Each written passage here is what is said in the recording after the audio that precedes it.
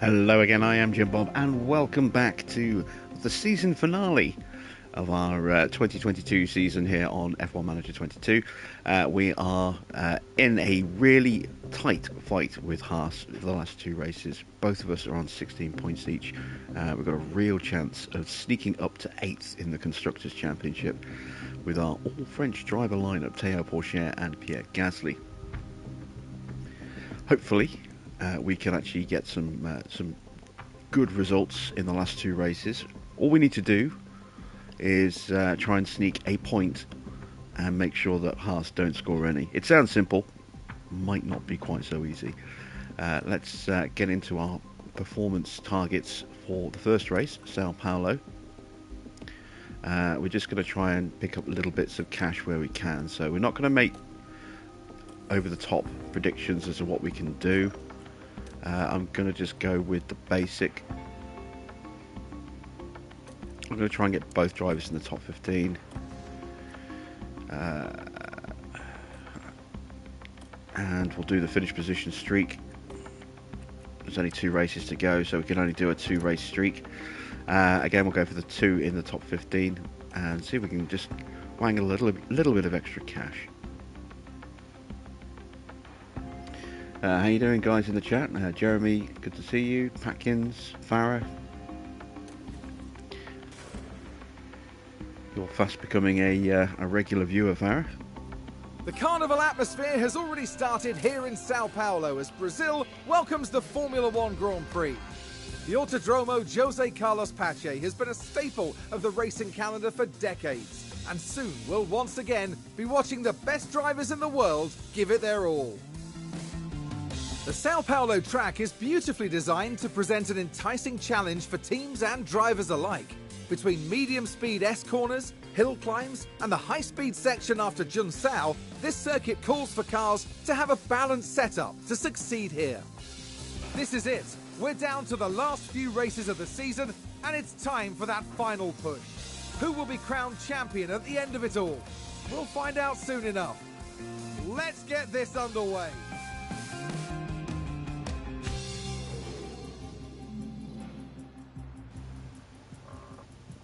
How you doing, Anthony? Good to see you. Right, practice for Brazil. We have a wet Saturday. Now, that could be practice, that could be quali, it could be both. We'll have to wait and see what happens there. But we would like to try and get our cars nailed in before the rain comes. So, we're not going to run Logan for the last 2 races. We're going to make sure that both of our drivers are as absolutely prepped as they can possibly be, because 8th place is on the line here. We're going to run soft tyres on the first session. Let's check the parts. We want a decent engine. Switch to that ERS module. Getting down to the nitty-gritty of busted, broken pieces of equipment here. Right, set up for this. I want a little bit of rear wing angle because it is a little bit twisty on the inside of this circuit.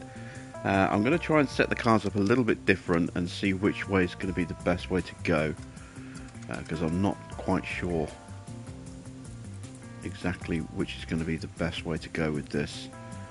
So I'm going to go with that setup for this car. We'll go for 19 laps of fuel. Drop the pace mode down. Now for Gasly, again we're going to take out the decent components for practice.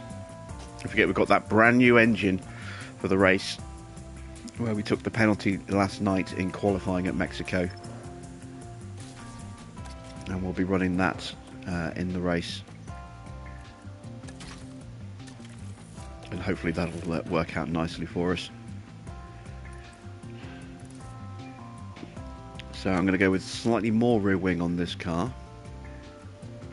a little less extreme with the roll bar, a little less extreme with the camber,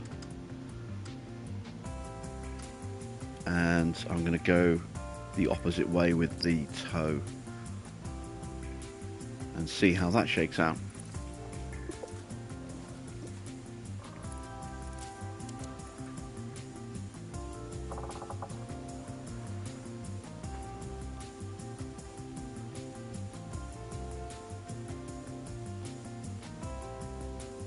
Let's have a quick look at that.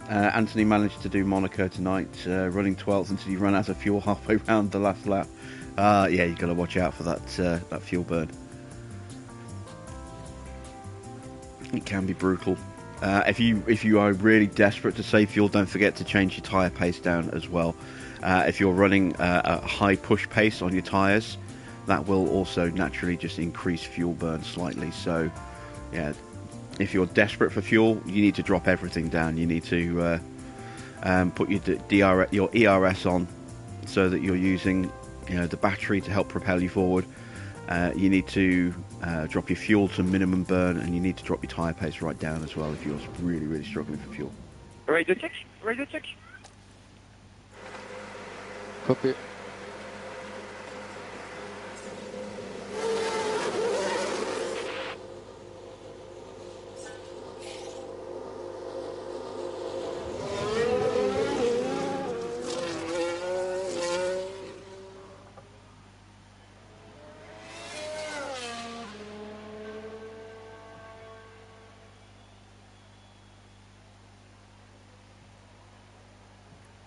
Such a great circuit, this. One of my all-time favourite circuits. Watch those curbs.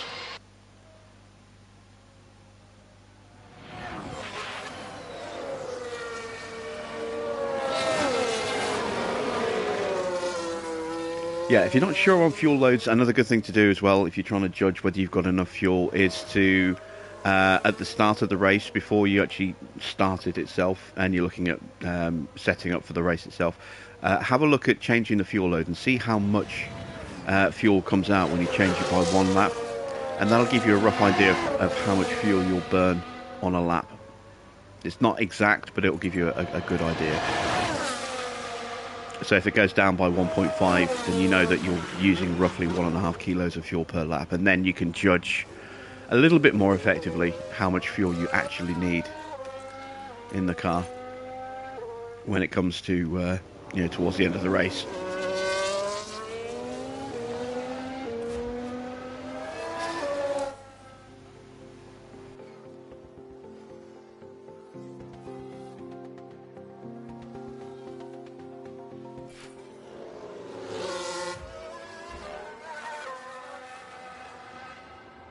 Oh, Teo, did you hit the wall? Yes, you did. Major chassis damage, major front wing damage, and he's out. Oh, god damn it. Oh, and that's a crash!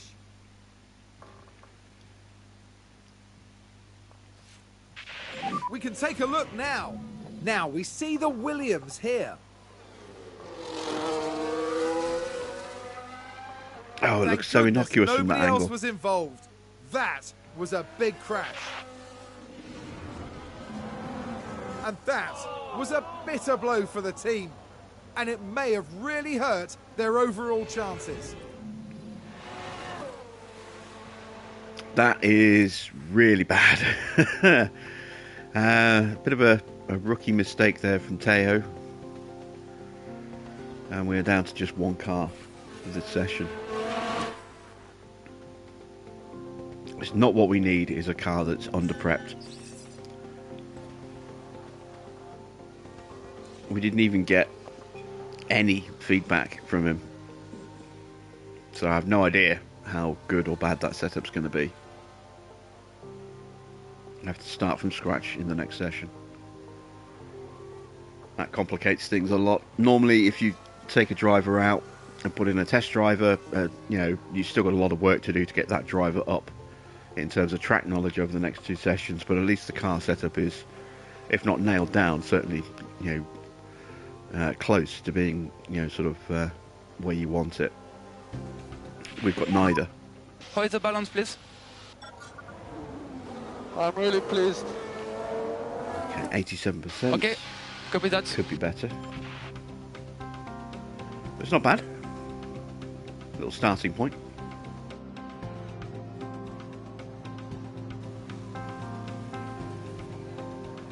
Sounds like a spin.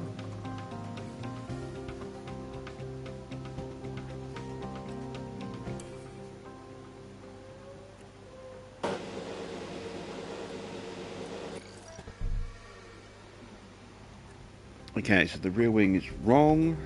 Let's go back to a 12.5. That's a minor change on everything else. I wonder if that's going to be it. That little change there. Let's put on some fresh tyres.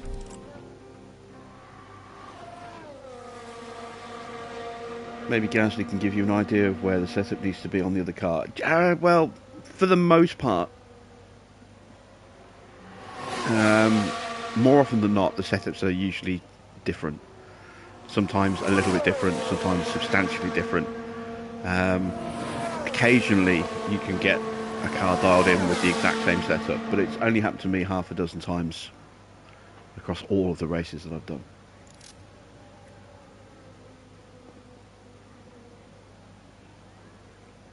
Are you remembering Mansell pushing the car? Yeah, I think that was at Canada, if memory serves me right. He ran out of fuel and tried to push the car over the line, then collapsed with heat exhaustion afterwards. I can't remember if that was when he was racing for Lotus or not. I think it was. I'm going to put a little bit more fuel in the car, because I meant to do that earlier. Let's go up to 24 laps. 25 laps.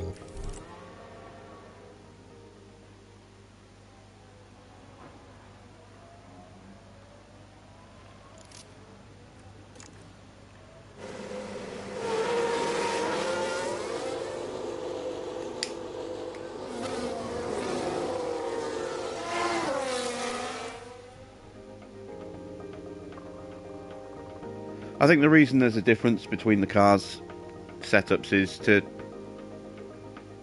give you that feeling of, you know, a driver has his own unique driving style compared to his teammate. He's not necessarily, you know, a cookie cutter template isn't going to work when you've got two separate drivers with their own styles of driving.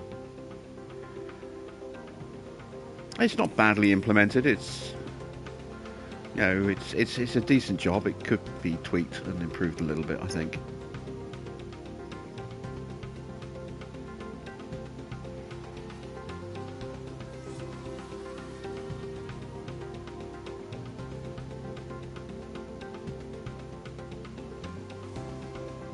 I think we've had a car run wide.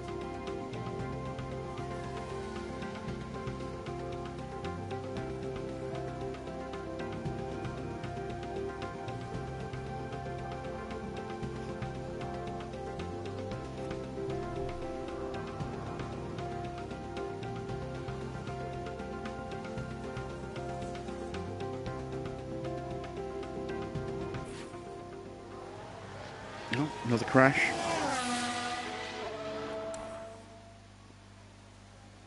Oh, Alonso's out. There's been a crash. Sounds like a single car. Let's have a look. Okay, so there we have the Alpine. Oh god, that was so close to taking us out as well. There's the crash.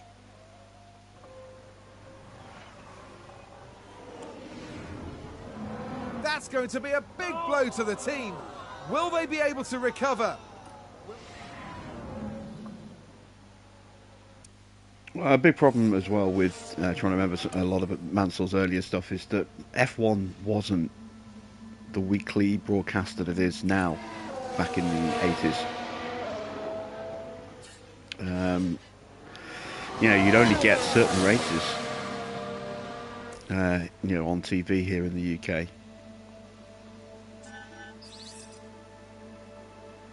So you would never be able to watch an entire season, you know, until What was I the think balance, the please? late 80s, early 90s. I think is when you started to Very get nice job. a proper Copy, confirmed. series where you could see the whole season.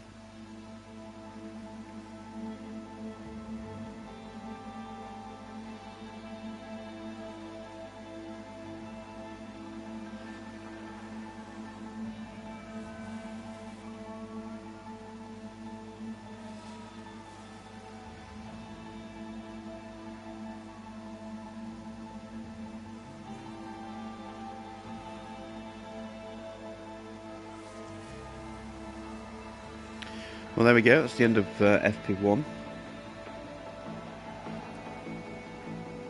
Let's take a look at where the car is. It's not where we need it to be at all.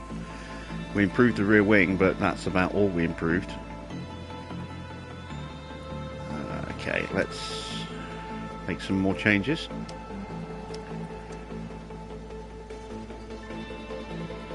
Let's go with that, and then we'll run that in the next session.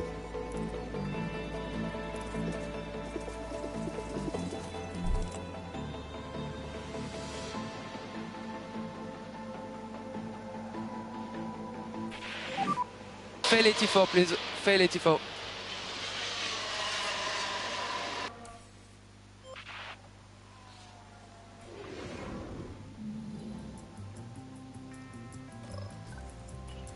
I mean, if it was him with Lotus, that would have been the early 80s.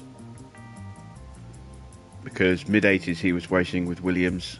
After Williams he went to Ferrari, and then he went back to Williams. I think there was a couple of seasons. I'm trying to remember what happened, what he did between 86 and 89. Whether he went directly to, whether he stayed with Williams for those years. I can't remember.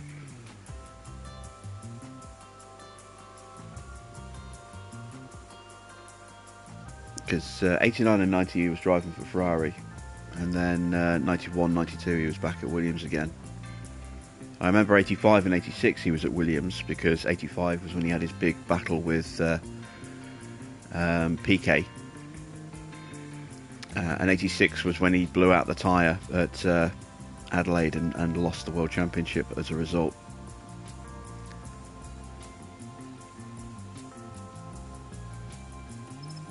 Alright, what did we actually get? Did we get any feedback at all? Didn't even get a single bit of feedback. 1% track acclimatization. Ugh, that's not good. Alright, we need a long run here. Need to get some extra knowledge in.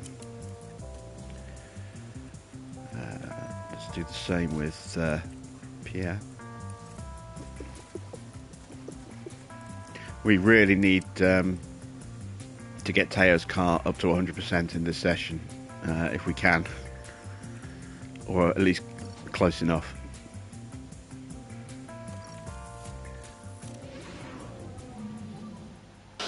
How's the radio on track?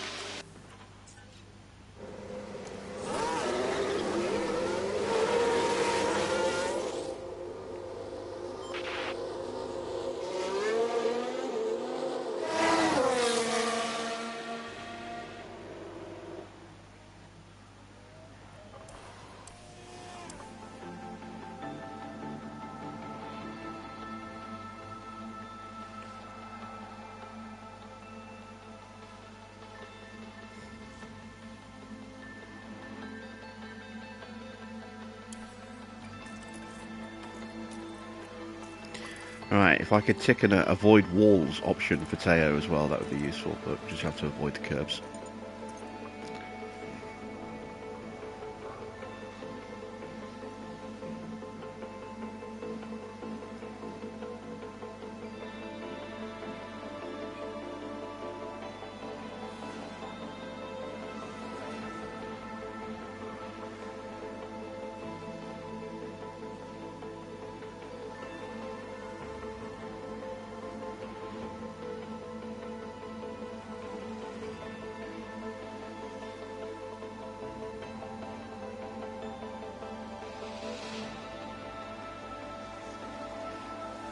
Sounds like someone's gone wide there. Not inspiring confidence, Teo.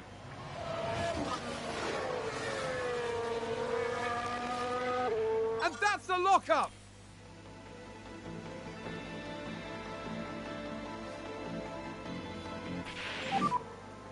Oh, have we nailed it? In terms of balance for Oh, switches. so close. 98%. Okay, well, we can just basically, when its run finishes, we can just slap a load of fuel in the car and just send him straight back out again and not bother tweaking it. That's vital in terms of getting his track knowledge up, because it's going to be broken running if we get rain in the next session. potentially, which means it's going to be harder to gain that track knowledge.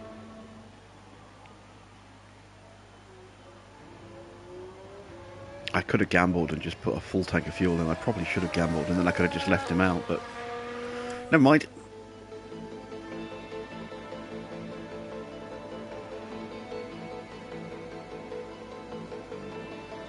Yeah, if someone's got a quick access to Google, just double check Mansell's career. I can't remember where he drove between 87 and 88. In 87 and 88. I don't know whether he was still at Williams in those 2 years or if he had gone to Lotus for those 2 years.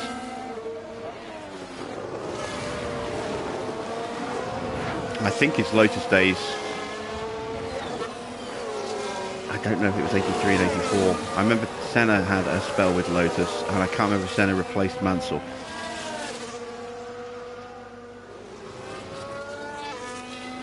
And obviously that was before Senna went to McLaren. Senna had his start with Tolman, if I remember rightly.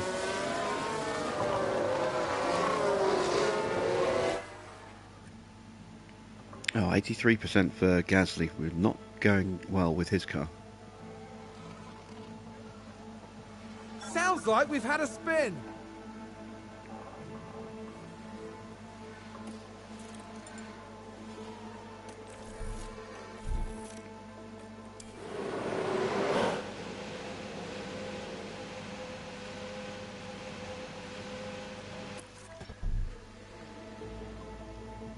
Okay, so we went the wrong way with almost everything there. We got the cornering right. Everything else went the wrong way. So we need less front wing.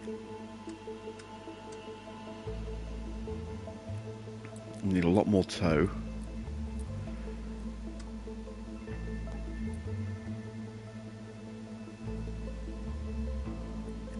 Traction's not quite right.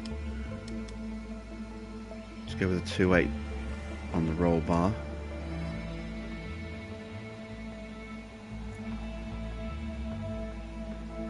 There we go, that might be it. I hope that's it. Run plan. A little bit less fuel.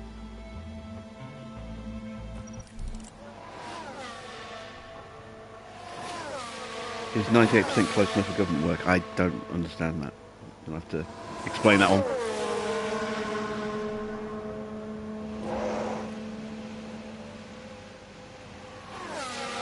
Lotus was the black JPS. At one point it was, yeah. They were sponsored by John Player Special. Then they were the yellow Camel car as well, at one point as well.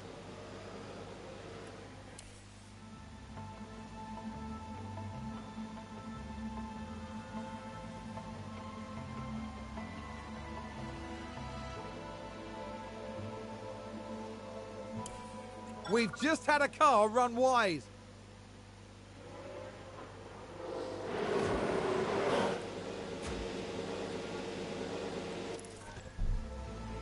Right, just slap in. Oh, braking stability, that's all that needs to be tweaked. Okay. We can make that tweak in the next session. Let's drop the fuel down to 21 laps, send the car back out.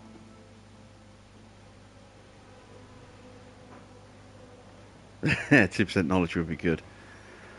Kwasi Kwarteng got fired today, which I wholeheartedly endorse. Our man's mini budget brought our economy to the brink of it, to its knees. Destroyed the value of the pound.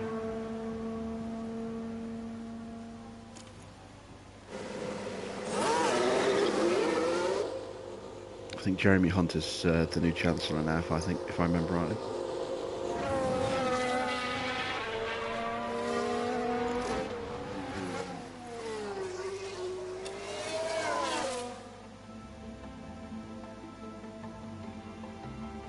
Did somebody spin out there?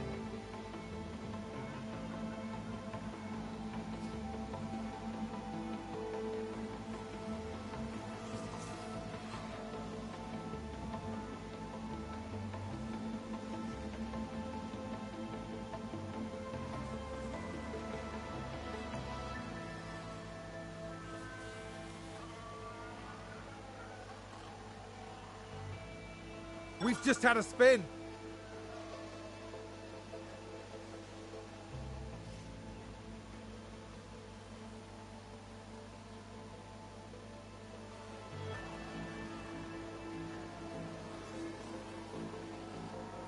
Oh, we've had a spin.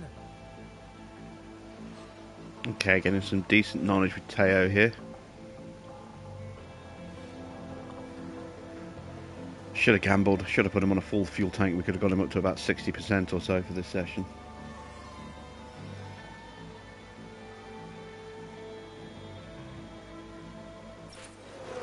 Oh, not another lockup. Come on, Teo. Oh, did someone run wide there?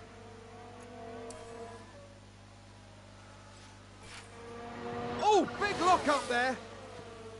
One of the things I really want to try and focus on car development for next season is improving brake cooling, because I think, I'm not 100% certain, but I think brake cooling is one of the reasons why drivers tend to lock up a little bit too much. That and obviously their own braking skill.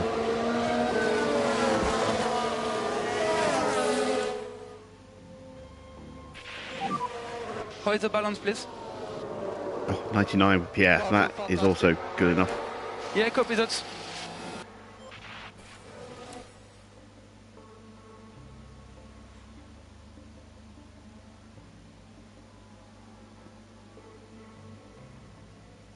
And there we go. Someone's run wide. And again, it's just the toe that needs to be tweaked. Let's make that little change and see if that is what was needed.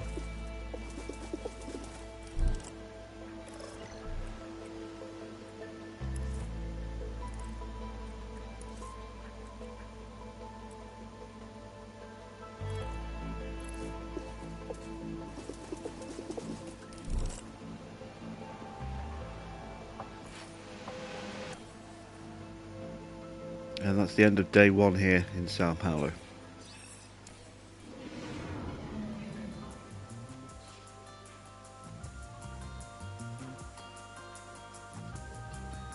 Okay, so penalty-wise, we've got penalties for Carlos Sainz, Lewis Hamilton, Esteban Ocon. I know Ocon had a crash. I don't know if he... No, I think he ran wide. I don't know if he hit someone or not. So they might be engine penalties or component penalties rather than collision penalties. Here we are, back for another day. Would engine Formula cooling One help with action, engine wear? where practice wraps up and qualifying Yeah, it's not unfolds. very well described, Yesterday's but action gave us a fantastic taste of what is to come, and the anticipation within the... just skip Crofty. Yeah, it's not amazingly well described, but engines have a thermal degradation rate, so the hotter the engine, the quicker that they can wear out. So engine cooling can be good if you've got an engine that runs hot, or wears out easily when it gets hot. Again, you can see that with your power supplier in the warehouse. You can see what its thermal wear rate or thermal threshold is.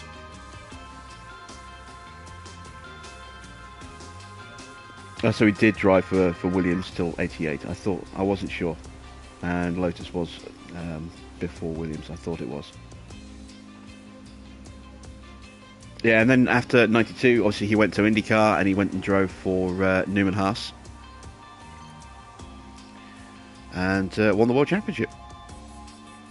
Teamed with Mario Andretti, if I remember rightly.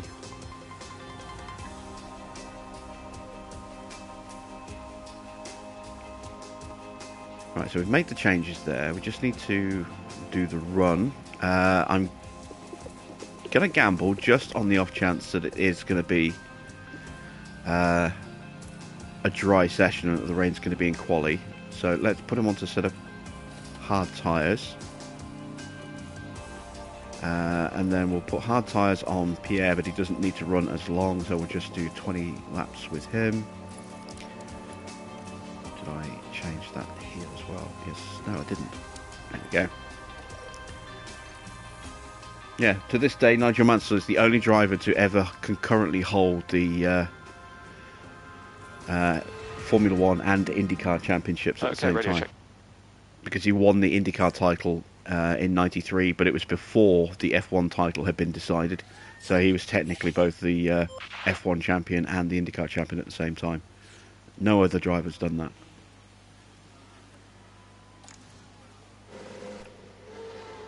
Alright, it is a dry session. Excellent. So we can run Teo for this entire session. And that way we should be able to get his knowledge all the way up.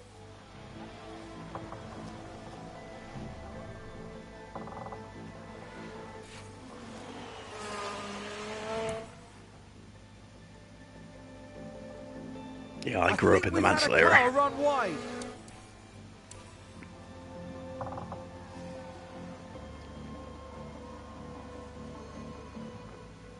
Oh, there's a spin!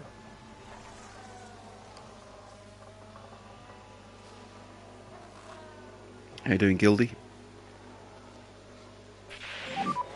2 cars out. Yeah. Okay, who's crashed? And where?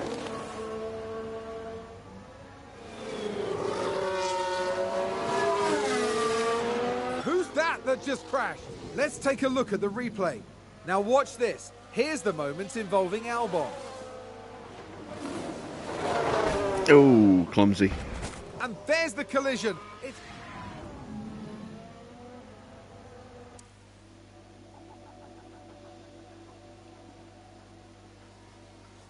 I think someone's run wide.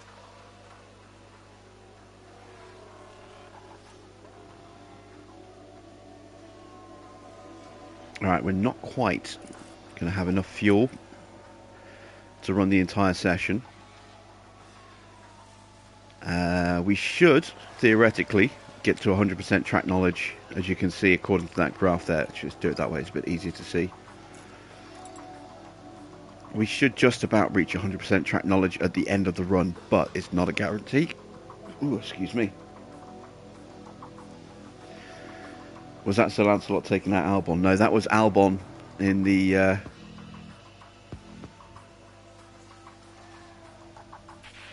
Actually, yeah, I think it was. The balance, please. I think it was. 100% with Gasly there. Yeah, it's not 100% guaranteed that we're going to get the 100% track knowledge with Teo, because if there's a safety car or if he has a spin, that's going to slow things down.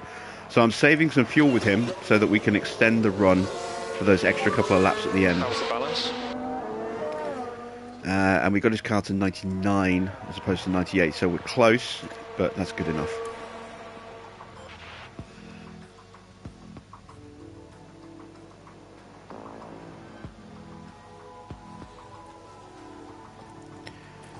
Okay, let's see. We're at 99% track knowledge. That's close enough. We don't have to send him out again.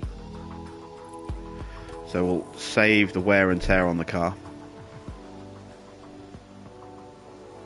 That sounds like someone's gone wide there. All down to Teo now. Can he get his knowledge up?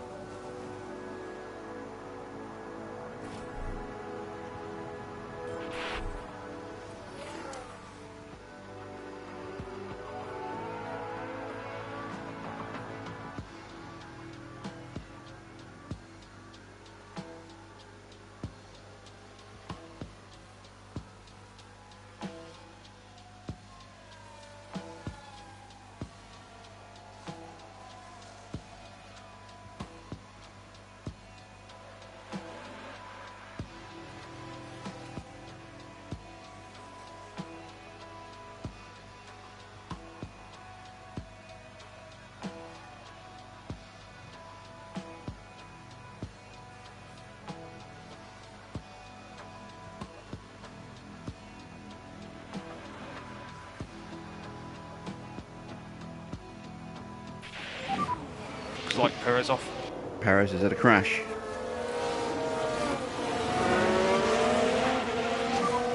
Yellow flag, yellow flag. He's lost half his front wing. He's locked up and gone straight into the wall by the look of it. Here's the replay.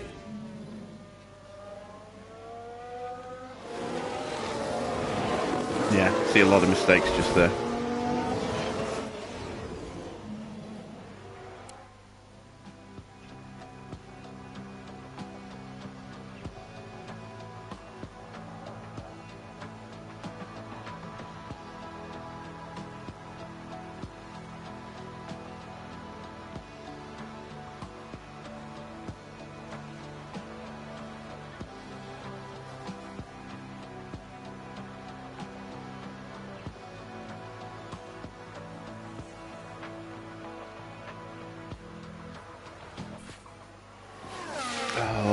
Teo, stop locking up. Was that a lock-up on the track?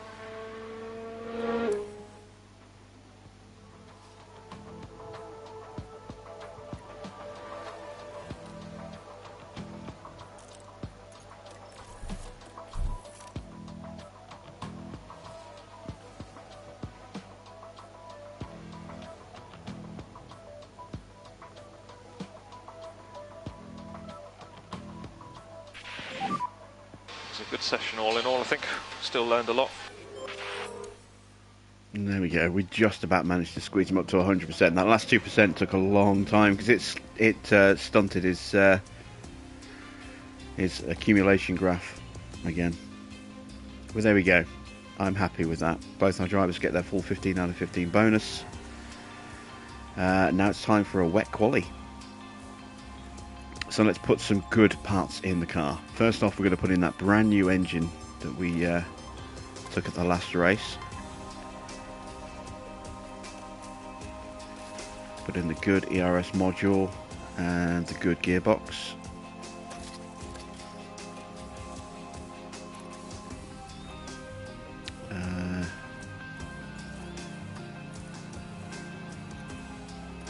Same for Gasly.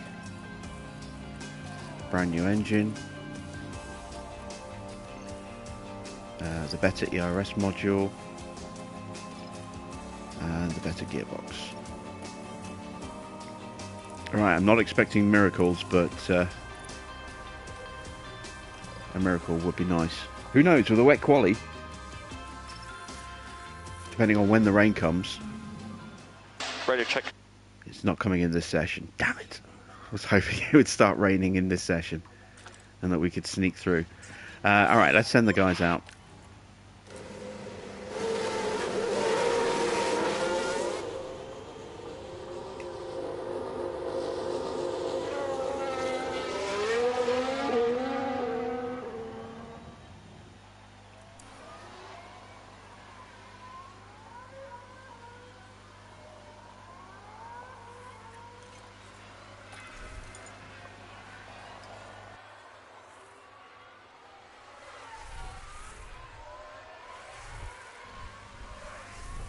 Right, I'm not expecting Teo to get through.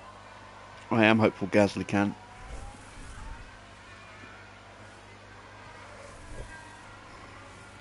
If it rains at the start, or near the start of the second session, and we get out straight away, there's a chance that we can actually get Gasly into Q3, which would be huge in our fight with Haas.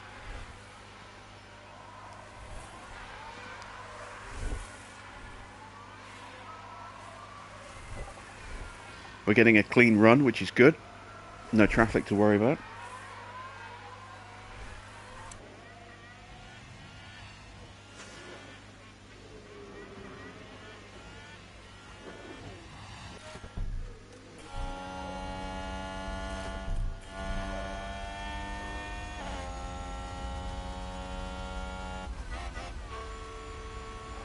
And a 1-turn-1. That's not too bad.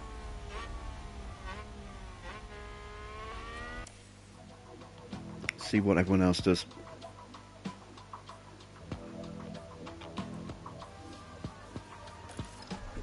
Get a second set of tyres prepped and ready for the end of the session. Seems to have been a lock-up. Magnussen's locked up, good. We want Magnussen to struggle. And Mick.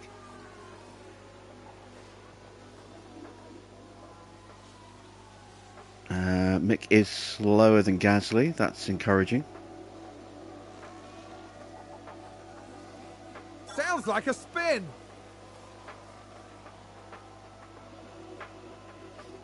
Getting nervous now as we get towards the business end of this quali session here. Alright, it's a short lap, so cars probably won't start going out for another 20-30 seconds.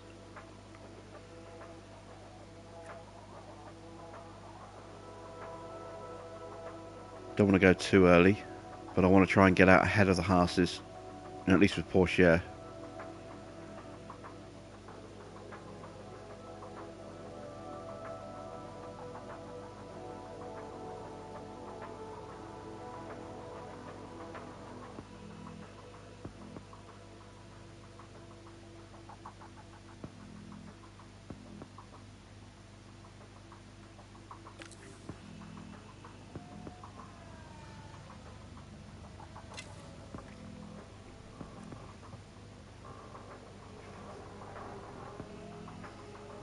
Right.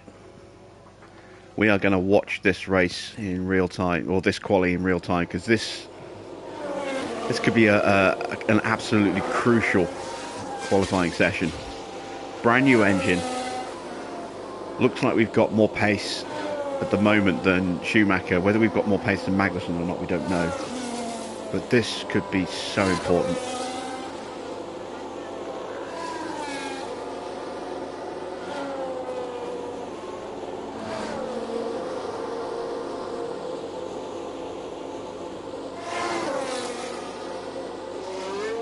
Oh no, don't tell me. Yeah, Teo's in front of Gasly. Oh, damn it.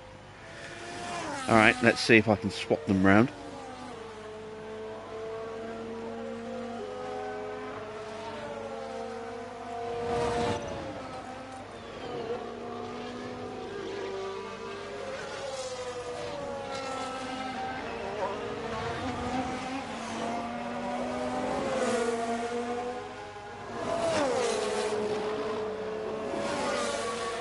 No, they're not close enough.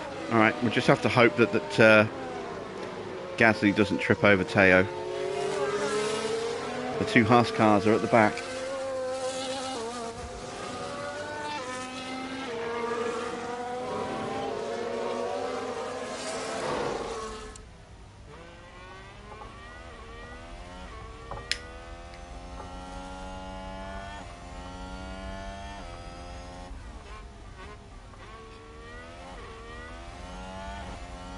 Come on, Teo, find enough time to get yourself ahead of Schumacher.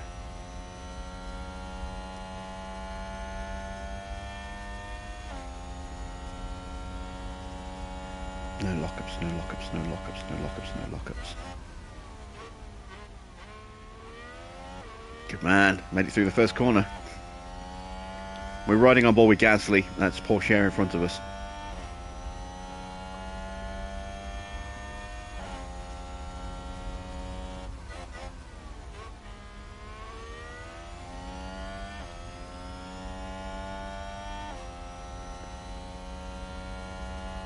No improvement for Porsche in the first sector. That's not good.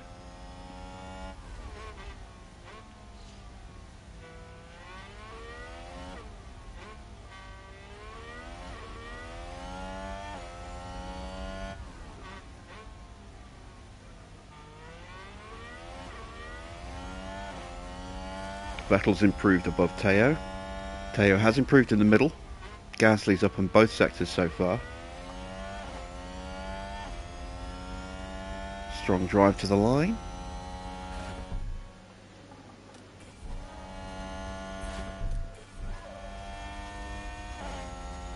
Stroll improves his time but not his position. Porsche does not improve at all.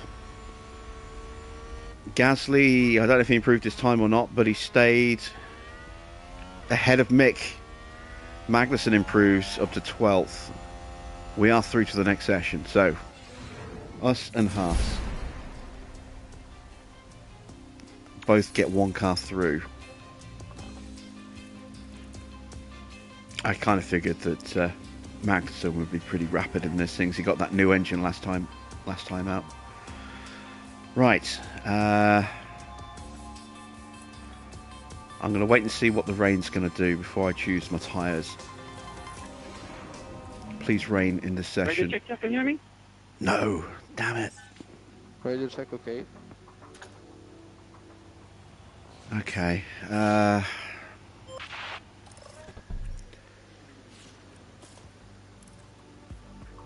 go with a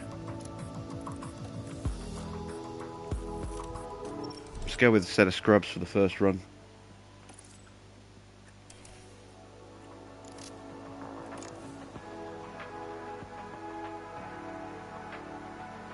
I was really hoping it was going to rain in this session. That would have actually given us a chance to qualify ahead of Magnussen, depending on when the rain fell.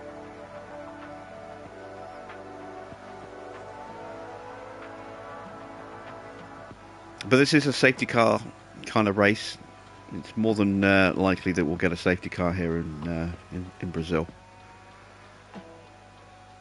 So if we can be clever with pit stops and take advantage of a safety car if it comes out, we can we can get some good position out of this race, I hope.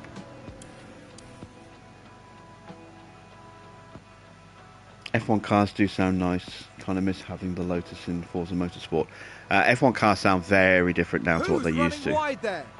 Back in the day when you had the V8s, hell, even the V10s. Back when I was watching in 2000, when I was at Silverstone in 2003, I think they were still on V10s in 2003. The Jaguar had a really lovely growl. It sounded gorgeous. Amazing sounding engine.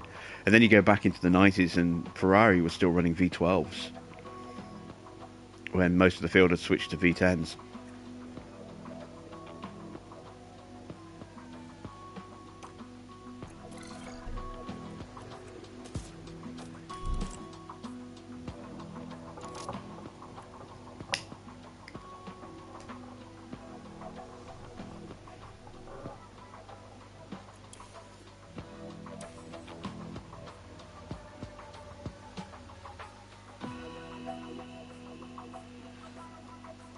Yeah, but the V10s, they screamed. They didn't sound like they do now. They had a really high-pitched screaming. You'll notice it straight away when you watch any YouTube onboard video or of a hot lap from say, Michael Schumacher's era. Hear the sound of those V10s.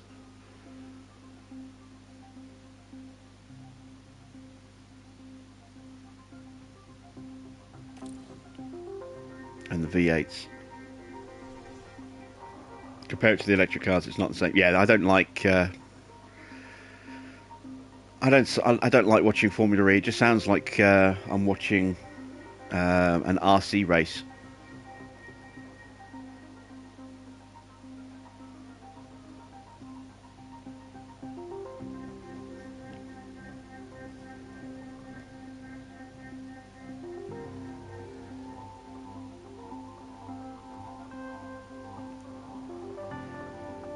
Right, Magnussen's going to get a clean run, so he's going to out-qualify us. Where can we finish?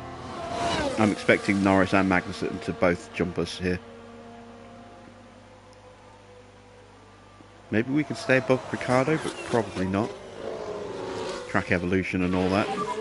Fais les tifos, please. Fais les tifos. Nope. 15th. Not too far off the McLarens, though. Just a few hundredths off the McLarens. That's promising. So we did a 1:10.1. Oh, look at that. Just 2 thousandths better for Lando Norris. And 700ths of a second faster for Daniel Ricciardo. Magnussen, unfortunately, a little bit faster. 0.4 of a second faster. That's problematic. It's race day with the teams and drivers ready and raring to go. Williams had a good...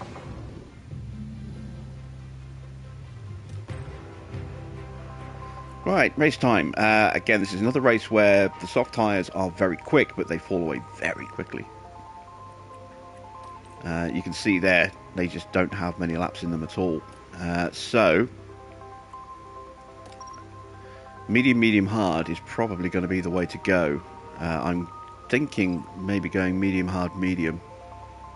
So we can get a decent start and then run long in the middle and then maybe extend the hard tyres for some softs at the end.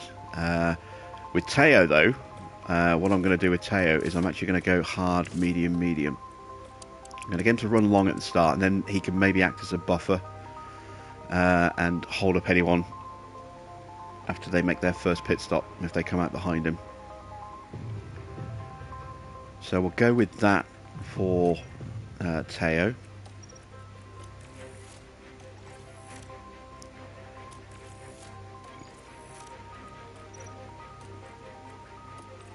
And then we'll have this as a reserve strategy.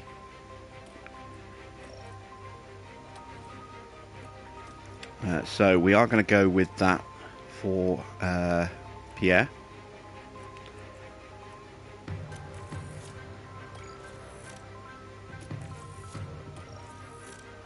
And we'll change that one on the fly as we need to. I'm going to run with extra fuel because I want to have that flexibility of being able to push.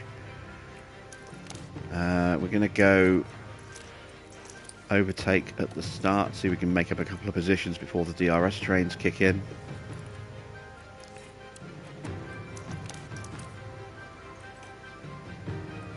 And this is what I was saying as well, when you're looking at fuel, see how much fuel changes when you add or take a lap out. So you can see it's about 1.3, 1.4 kilos per lap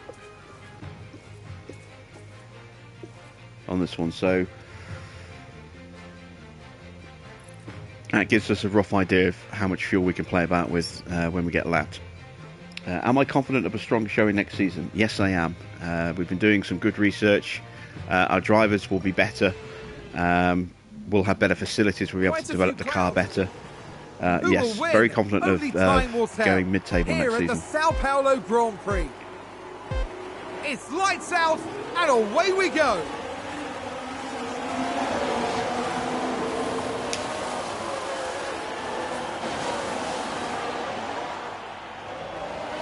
Okay, we're in 12th. Thank you. Thanks to penalties, that gained us an extra couple of positions on the grid.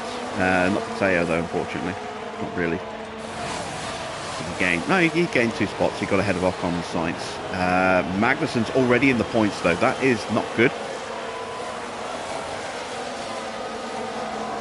We need to clear these McLarens as quickly as we can. Get onto the back of Magnussen.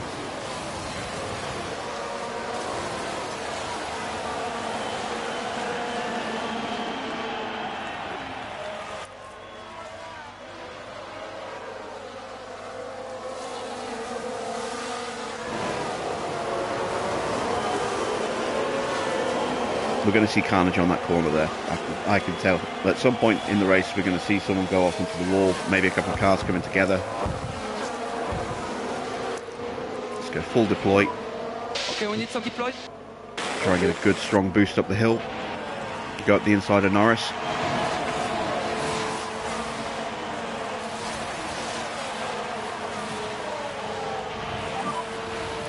Awesome, keep it up. Teo got back in front of Sainz. Good man. And a new position just gained by Williams. Can I see Lewis racing on 2 wheels? No. Not at all.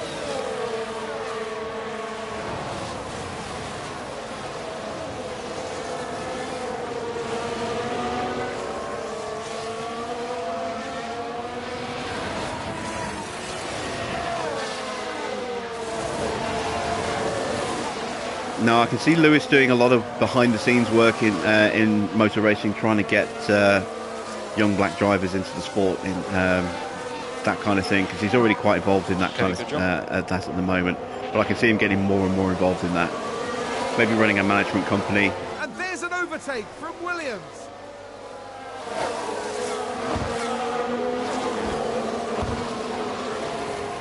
Not being a manager like Mark Webber is now, who is obviously Oscar Piastri's manager, but running or setting up a company to try and manage the careers of young black drivers.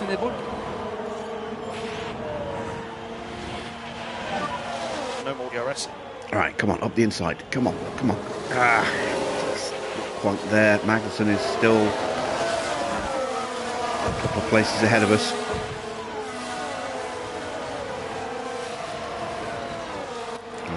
Let's save the battery. Yellow flag in sector 2.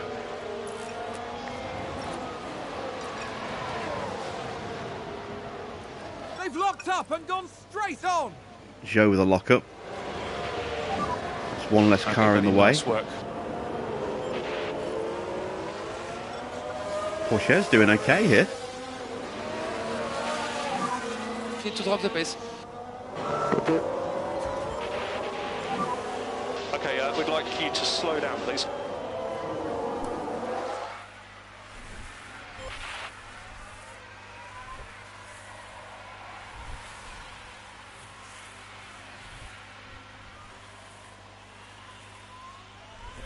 Just doesn't quite have that last little bit of pace to get past Norris at the moment. Just have to play the patient game, I think. Ferrari Ferrari, advance the race position.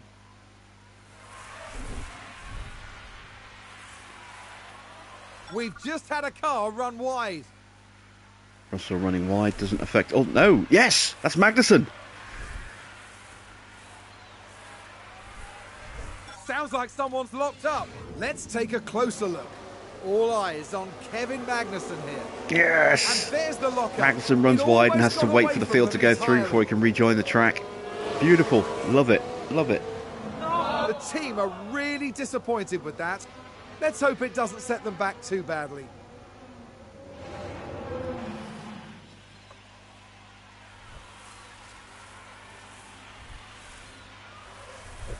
Oh, we've been overtaken by Hamilton.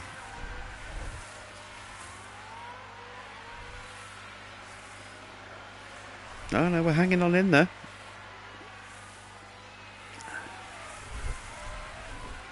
Well, we are currently scrapping Looks for, like a good move for points Williams. at the moment. Oh, Mick's caught right up behind us as well. Have to watch out for that. Wide. Albon having a wobble.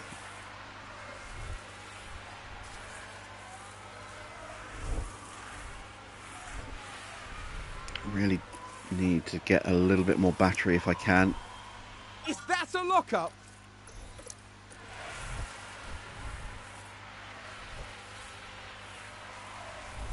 Got a Ferrari in the mix as well now.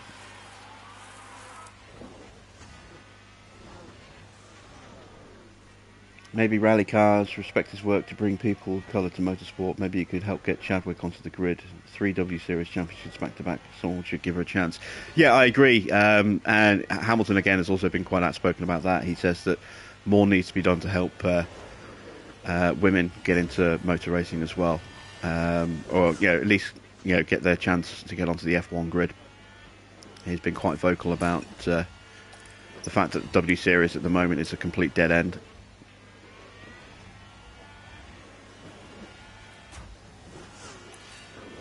Haas with an overtake.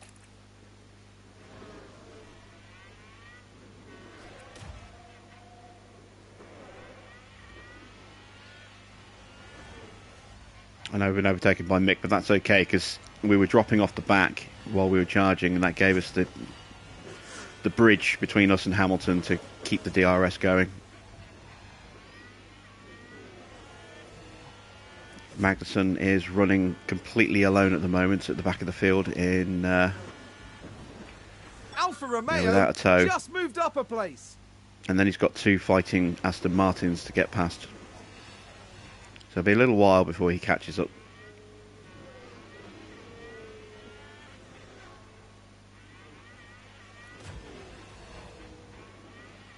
We've got another Ferrari. Oh, this is the same Ferrari all over the back of us. We are dropping off the back of this group here. This is a little bit of a concern. We're kind of going down the grid a little bit here. Yeah, like I said, I can see Hamilton trying to get more just gained a place. more young drivers into the sport. I can see him doing more to help women get onto the F1 grid. But I can't see him in another racing discipline. I don't think he'll go to rally. I don't think that'll have any appeal to him whatsoever. I don't think he'll go to something like IndyCar because I think he'll view that as a step down. A lot of people tend to. Oh man, we're getting taken by Ocon as well now. I can't see him going into touring cars or Le Mans either. I think it's F1 or bust for him. Evening, Mr. Water. How you doing?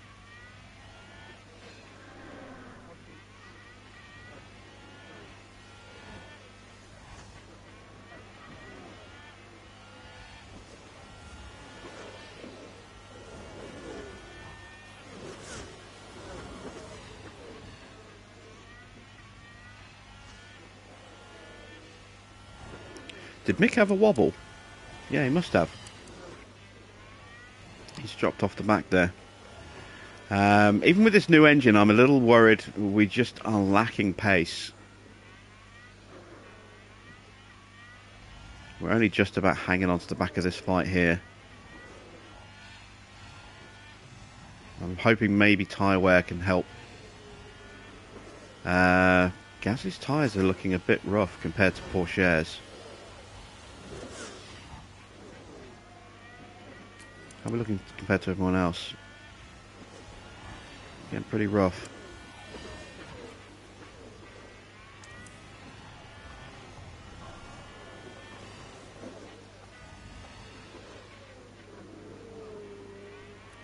Porsche has dropped off the back of Tsunoda. Mick is catching him. Magnussen's got past the Astons, but both of the Haas cars are behind Porsche right now. So that's really, really good. Just got to hope that we can move up a little bit with Gasly. You can see how far the leaders are ahead as well already, look. I mean, the gap is already 22 seconds. It's already a pit stop, effectively, to the leaders after just 13 laps.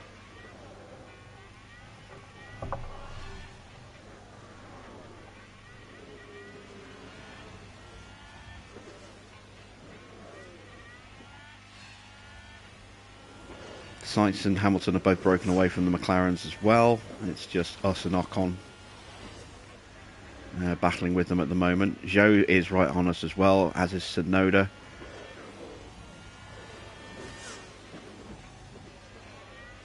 Mick has just gone past Porsche. Hopefully Porsche can stay with him.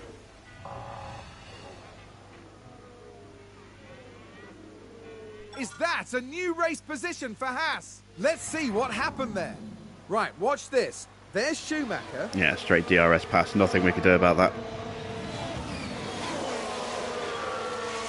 Interestingly enough, there's a glitch on Porsche's car, so his DRS is open, even though it's not.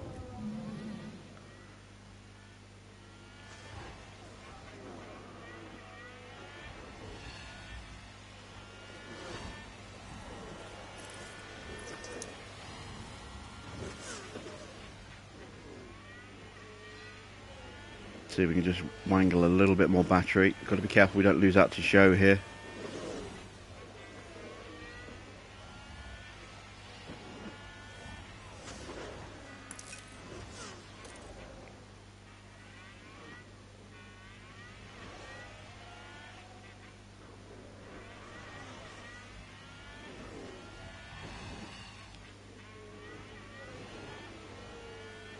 I am concerned with how fast Gasly is burning through his tyres here.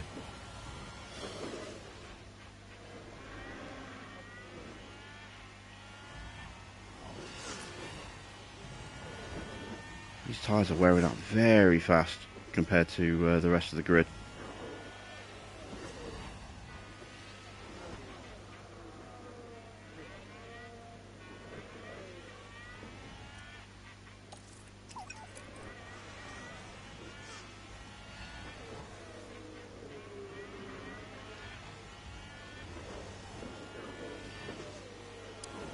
Maybe try dropping the fuel burn down and see if that eases the tyre wear slightly. Getting close to the pit window. Didn't this track used to be at the start of the season? It's had different positions. It's been at the start of a season, it's been at the end of a season. It's traditionally been towards the end of the season. But it used to be, for Alfa Romeo. For a while it was the end of the season. It was the final race of the season. It always used to be Melbourne used to be the opening race of the season, and then that moved. Now it's back near the beginning again as race 3. But yeah, that used to be the season opener. And a lot of drivers loved it because there was always a party atmosphere. There always is a party atmosphere when you go to Australia because the fans are very passionate.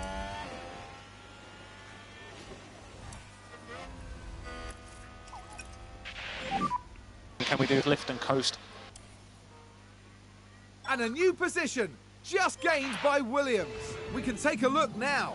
Now we see the Williams here. Okay, so we're keeping pace with Mick. quite nicely. The fact that Magnussen is still behind is also very good.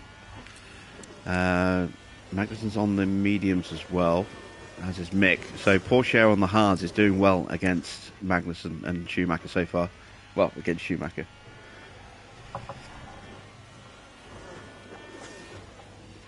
Haas with an overtake there. It's going to keep swapping positions in DRS. Oh, did someone run wide there? Oh, Mick. I think there's been Mick's had a lock-up. Let's have a look. Right, watch this. There's Schumacher. And yes, that's the lock-up. Excellent. The team are devastated. All right, Haas are having a real troubled race so far. This is excellent news for us. But we need to be able to capitalise on that if we can. We are dropping out of DRS, so we're pitting a lap early. Because we don't have the tyre grip to keep up with them anymore. So we're going to box this lap, put on a set of hards.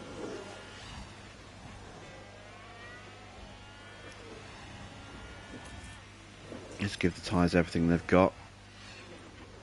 But at the same time we'll try and harvest a little bit. Oh no, Porsche's running wide. That was just a little wobble, I think, just a little corner cut. Looks like he got away with that. Okay, charge. Let's take a look at the replay. Now we see the Williams here. Yeah, that's an okay corner, running wide, that's fine.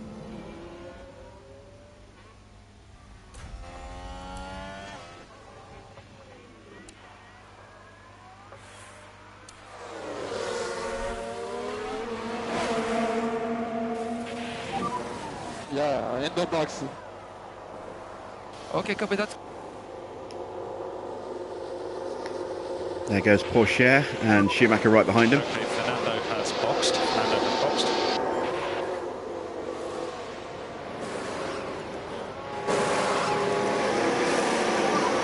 Sonoda leaving the pit lane now. 2.3 is a good stop. We got held in the pits though. We got held as Sonoda went through.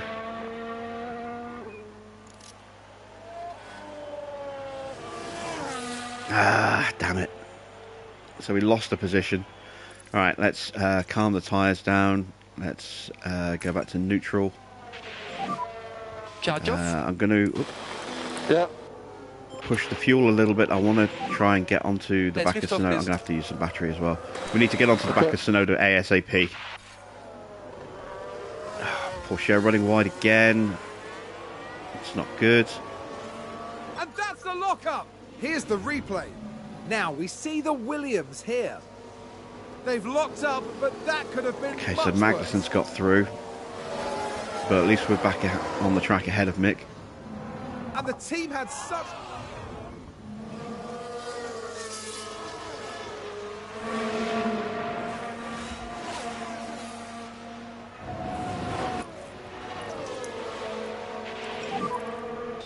Okay, charge on. Okay. Mick's into the pits.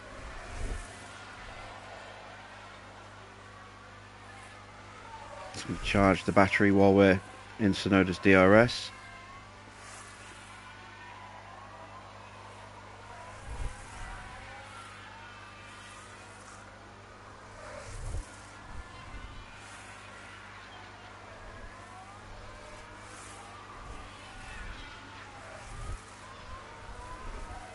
Magnussen pits.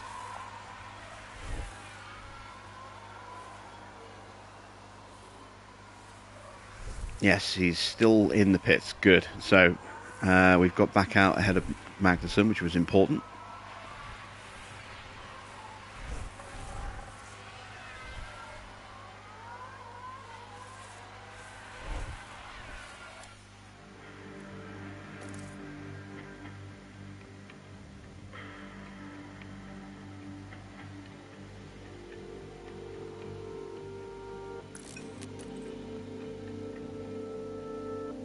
Sounds like we've had a spin.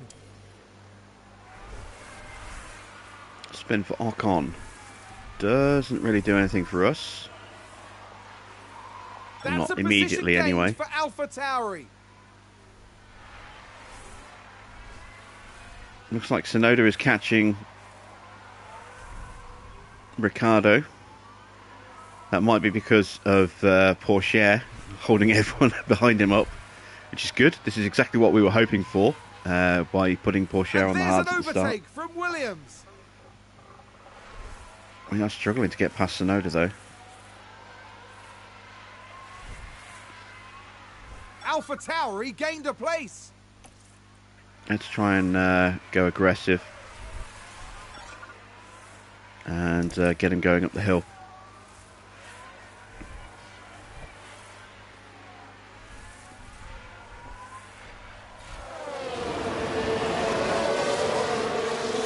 Make the move stick, make the move stick. Nope.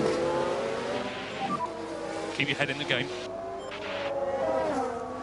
Still struggling with that last little bit of pace that we need to actually complete these moves. And McLaren with a great overtake. We got it here though.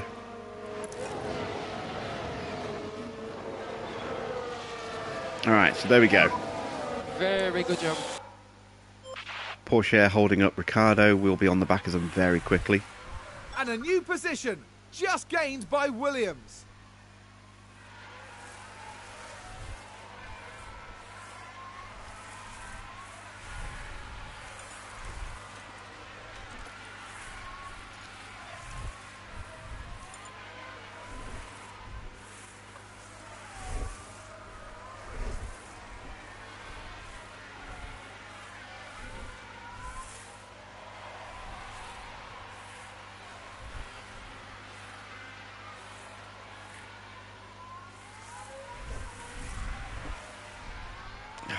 This is going to get messy.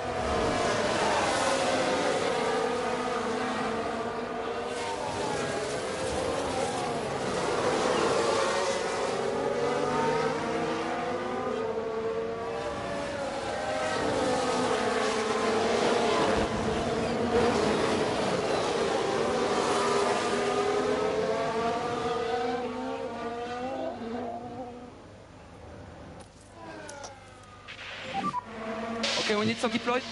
Copy.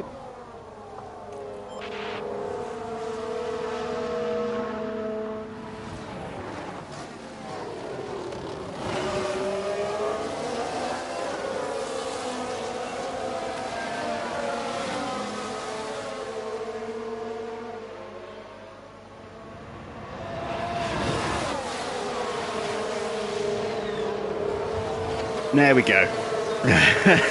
We got the move done on Ricciardo. Okay, that's good. You Yeah, might very just have noticed that you saw Porsche just jink a little bit to the side as well as Gasly was pulling alongside. Williams there gaining several places in one go. See, we can see it better from what this angle. happened there. Now look at this. It's Pierre Gasly. Watch Porsche just jink. Yeah, just lifted slightly to allow And they Gasly to move go up the past there. field That's with the that. don't fight teammate command kicking in there. Alright, so we'll leave Porsche out for another couple of laps. We're going to extend him a Alpine little just bit because he's advanced. slowing everybody else down. So this is perfect. It's exactly what we were hoping. He's acting as that mobile roadblock.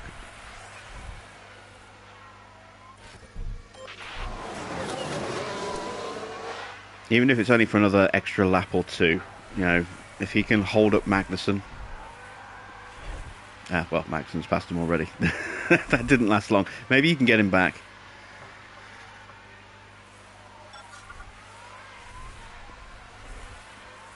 Now been passed by Tsunoda as well. Alright, so let's call Porsche in. He's done his job. He held up enough traffic to allow Gasly to catch back up. That's a position gained for AlphaTauri. A little bit. He did briefly slow up Magnussen, although not by much. Oh, big lock up there. Tsunoda with a big lockup. That'll help out Teo.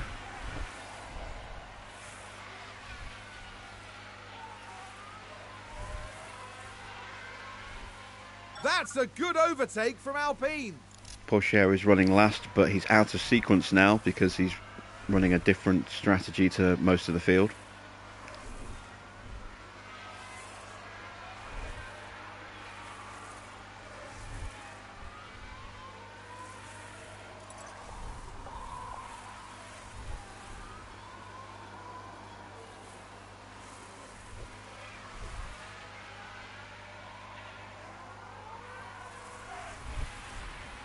And he's been lapped.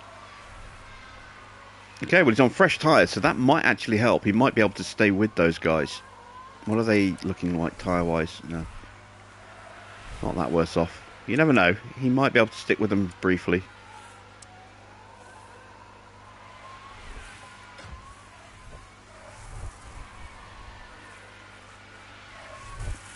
Meanwhile, Ocon's got more pace than Norris, I believe. Let's check the lap times. Yep, he's lapping half a second faster than Norris. So this is going to pull us up to the back of Norris. Magnussen's coming with us. That's not good.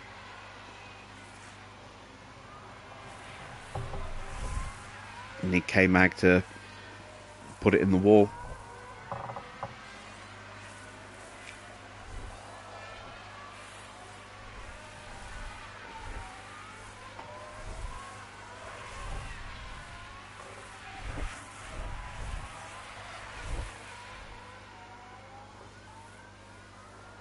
Now, one of the other reasons I'm looking forward to the Season 2 is because with a car that should be more competitive, it means we can actually be a bit more effective with strategy choices in the race in terms of when to push, when not to push. At the moment, because we are so uncompetitive, usually the best option is to just try and get onto the back of a car that's a little bit faster than us and just hang on to them and just don't try and overtake it, because you're just going to hurt your tyres, you're going to burn extra fuel that you can't really afford to burn.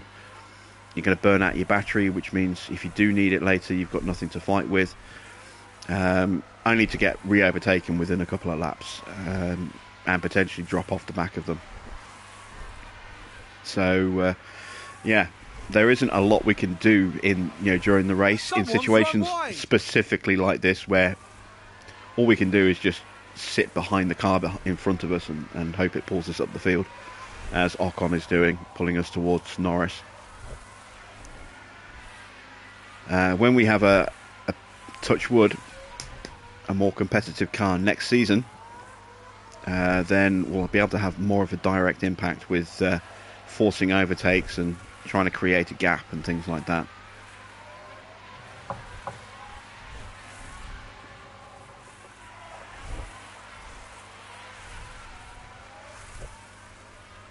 Magnussen's trying. Oh, Magnussen's gone.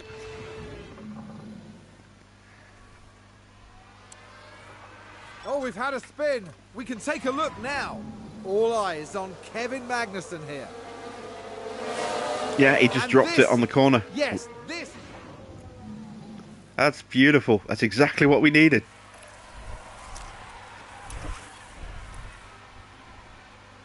All right, we are unfortunately off the back of Ocon, but hopefully if we push, we might be able to get back onto him. We haven't got much battery to push with, though. This is exactly what I was just about to say, or just saying earlier, is that you use your battery up, and then when you need it, you've got nothing to fight with, and you lose too much time when trying to recharge it. I don't know if we're going to be able to stay on the back of Ocon here, or get back onto him. And Magnussen's got enough pace that he'll just catch us back up. So, as funny as it's going to sound, Magnussen's probably done himself more of a favour than us here, because he's dropped us off the back of Ocon. But he's faster than us. He'll catch us back up. We're out of battery. We're into negative fuel. I can't really push the tyres, although I might have to just for a lap or two.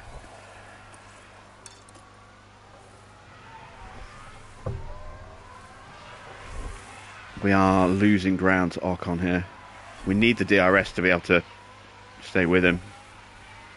Without it, we're just falling further behind. And there's K-Mag in the background already catching us up.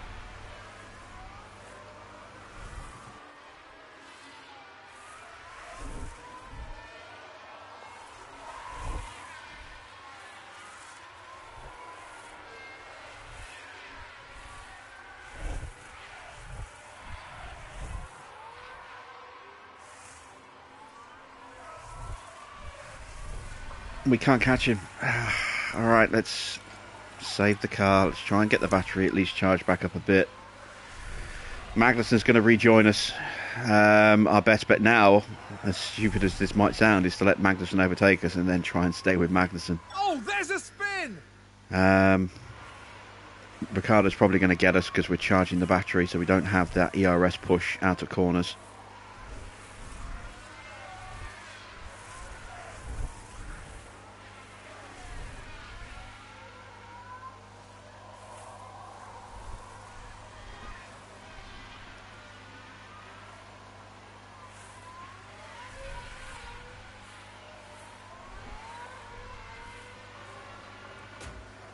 How's Teo doing lap-wise?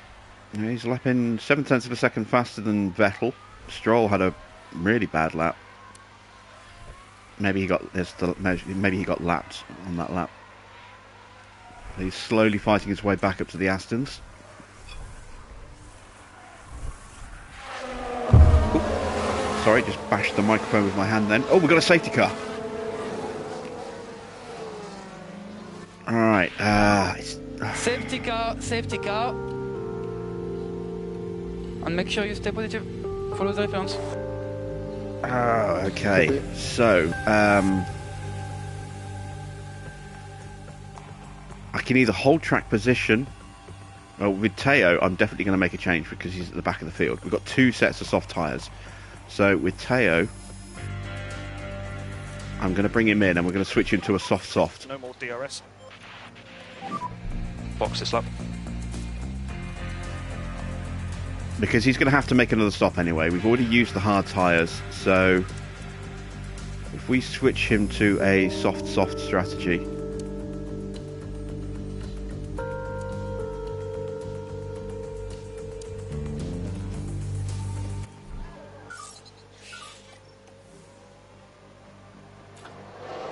I think that was a crash.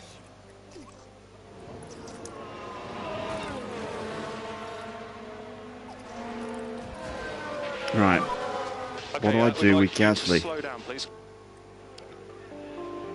Where are we on track? We're 13th, ahead of Magnussen. Everyone else is pitting. Recharge on, please. Recharge on. Again, we're going to have to do another stop. We've got a bit of a gap to Tsunoda and Mick Schumacher.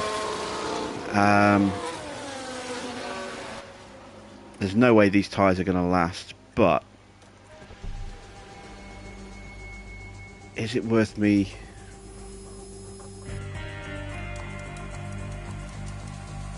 boxing now for mediums and then going really hard with a set of softs at the end? Or do I go soft? Oh, I don't have the extra set of softs with this with Gasly.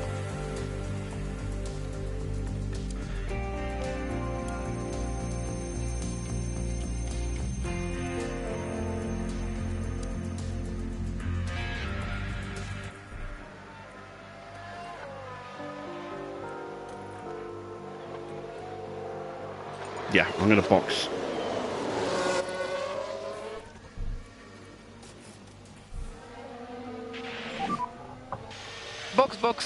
Box. We're going to lose some track position, but we've got a big gap between Gasly and Tsunoda. So we can bring him in and get him out ahead of Tsunoda. He'll be behind Magnussen, but on fresh tyres. Yeah, in the box. Okay, understood. At the very least, we'll be able to stay with him. Magnussen's still going to have to make another stop. I think we'll have a set of softs to switch onto at the end. We could potentially jump a few places.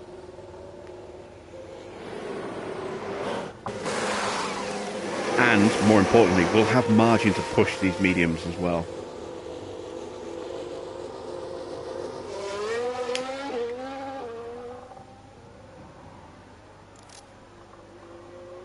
Kind of wish I'd done a medium hard, because we could have got our hard stop out the way with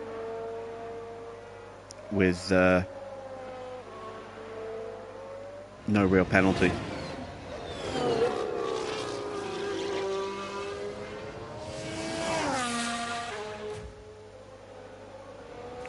Teo's kind of screwed. Teo's a lap down. I should should have kept him out. Got ahead of the lead cars and then pitted him. Oh, I didn't think about that. Never mind.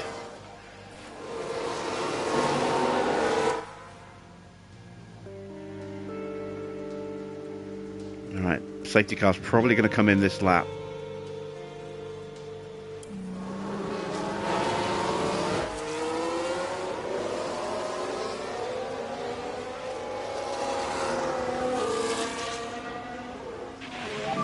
Yeah. Okay, There we go. We're just about going to catch the edge of the train.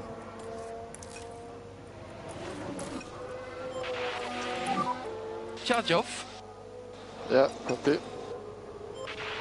Alright, buddy, push.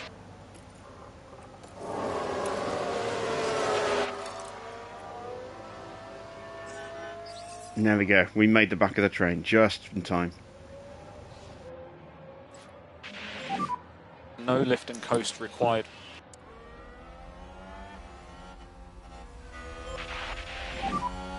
Let's lift off, please. Copy. Overtake available. Copy.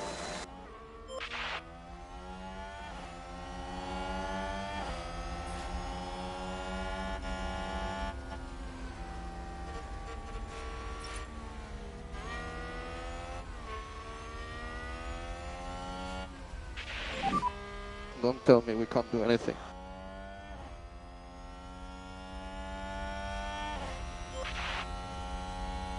Alpha Tauri gained a place.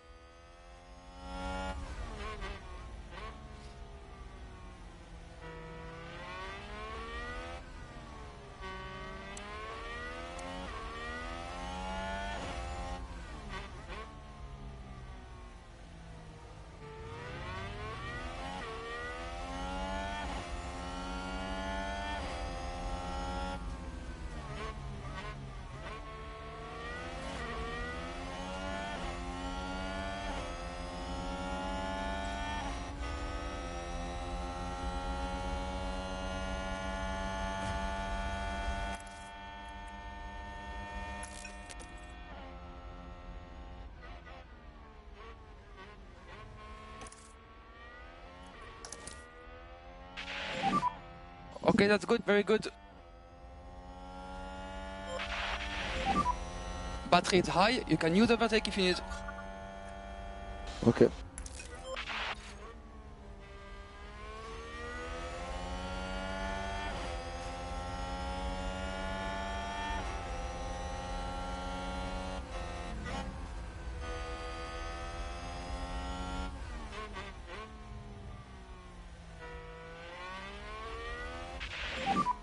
Good job.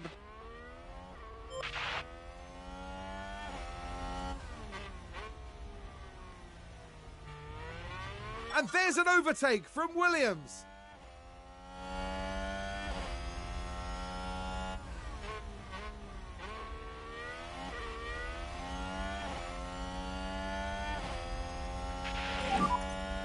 And DRS should be available.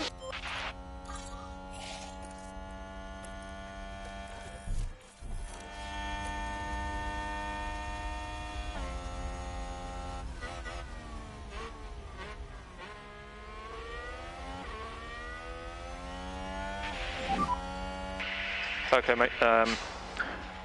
Terribly sorry. That's our race done, unfortunately.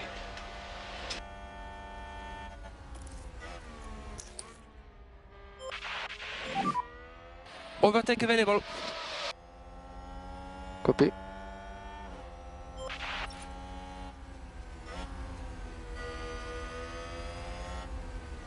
Looks like there's been a lockup.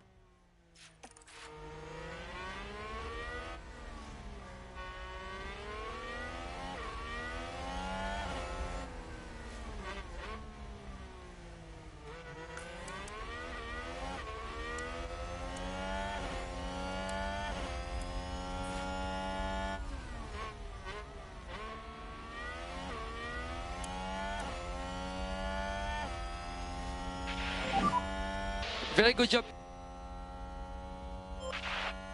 And a new position just gained by Williams.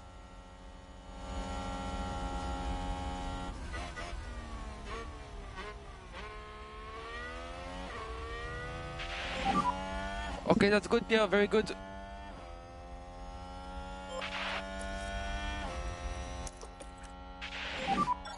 And you can use the deploy. Copy.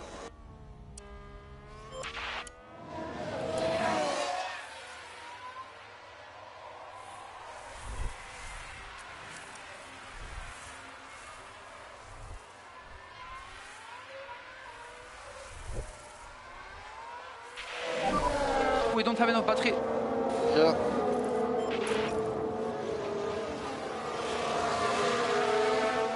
Ah, damn it, muted. Thank you. Yeah, I don't know how long I've been muted for. We've broken the DRS to Albon, so we're fighting with Albon, we're fighting with Norris, Ricciardo and Alonso for the final 2 points positions, because everyone else is on their final set of tyres now. Who's locked up? They've locked up and gone Stroll. straight on. Doesn't help us. But we're in a position now where we can push on. We can try, if we're lucky, and get on the back of Alonso here. I don't think we've quite got enough pace to do that without some help. Another yellow flag. It's a spin. Norris, that helps. Drops him out of contention a little bit for us. Albon's made his pit stop now, so he's going to go for a set of mediums, I think. Be shocked if he's going for hards at this point. Sorry, for softs.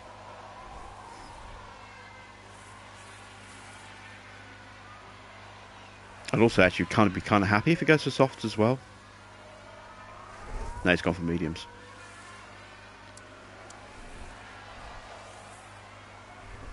We are gradually closing onto the back of Alonso and Ocon.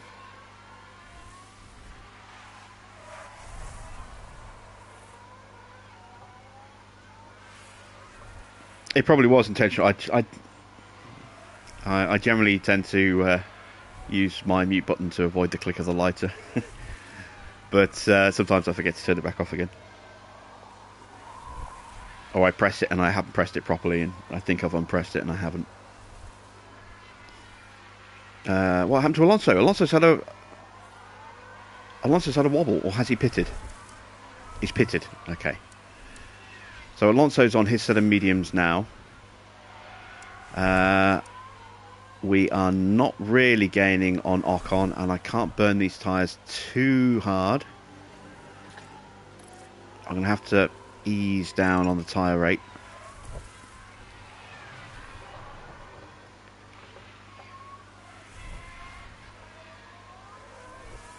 Magnussen's up to 11th. This could be it. This could be the race where we seal 8th place in the championship. Although it's going to be, obviously, it's going to go down to Abu Dhabi, but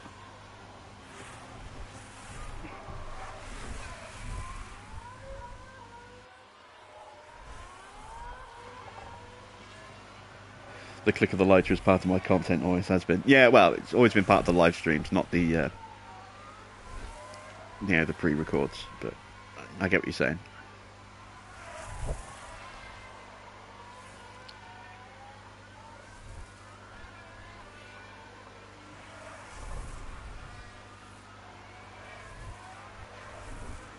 Alright, we've got a healthy-ish gap to Magnussen, and we'll be able to push with fresh softs to catch back up when we do have to make our pit stop. I'm just hoping we're going to have enough pace on those softs to be able to catch him.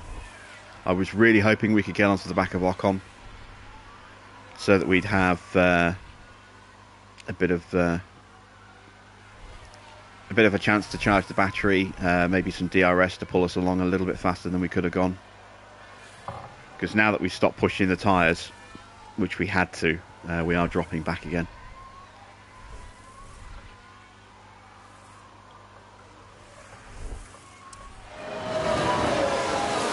And we are losing a good half a second plus to Magnussen every lap.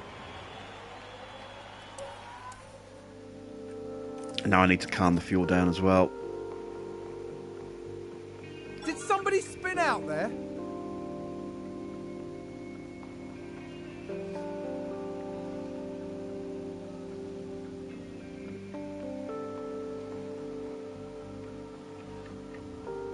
I think we've had a car run wide.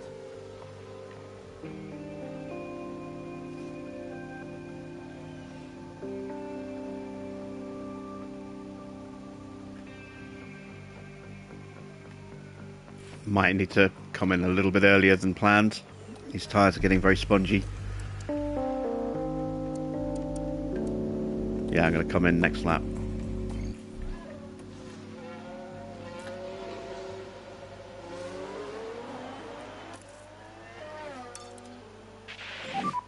Push hard, push hard. Okay. Charge on, charge on. Yeah.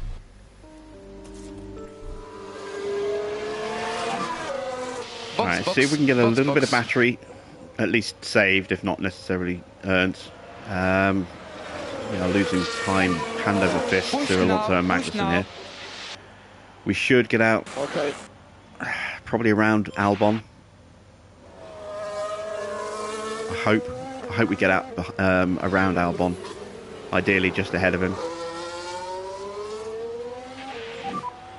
And we keep an eye on the tire temperatures. We will keep an eye on tire temperatures. Copy.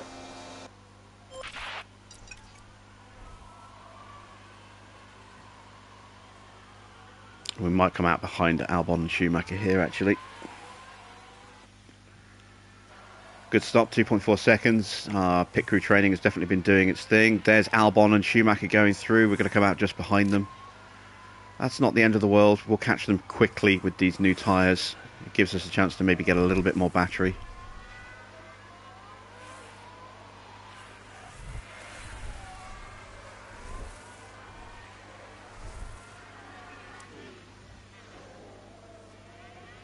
But it does mean we're now 10 seconds down the road from Magnussen, who is now in the points. Can we close Magnussen down? I don't know if we're going to have the pace to do that, you know.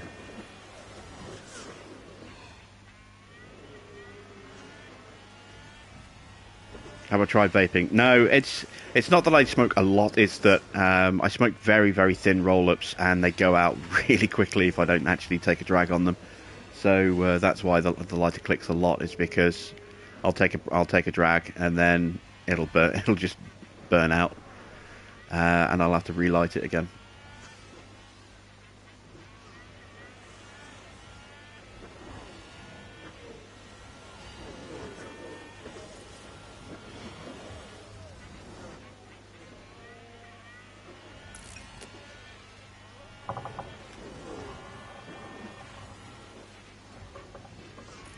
Alright, here we go.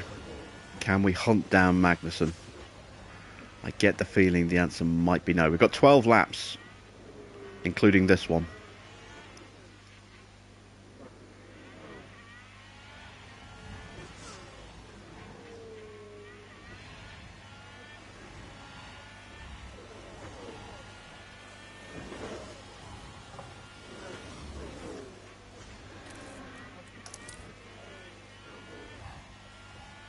Need to get past Schumacher quickly, or Albon quickly, one of the two.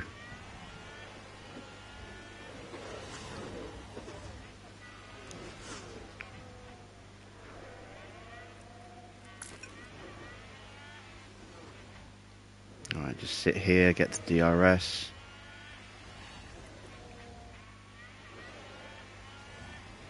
And there's an overtake from Williams.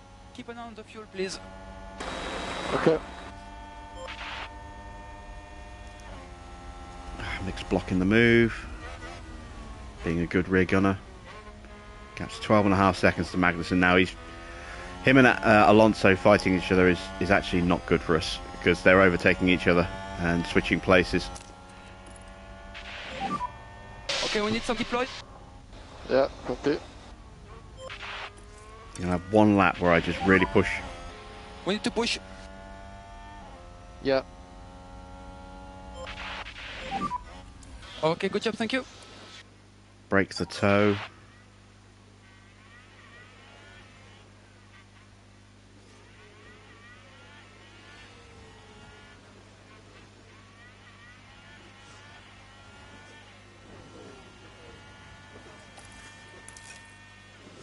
Alright, there we go. Toe is broken.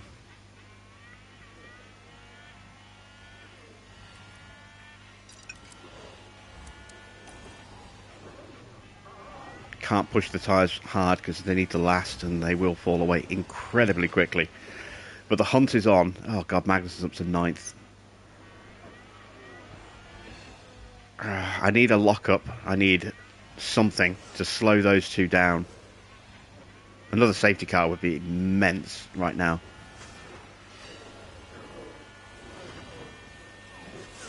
Seems to have been a lockup.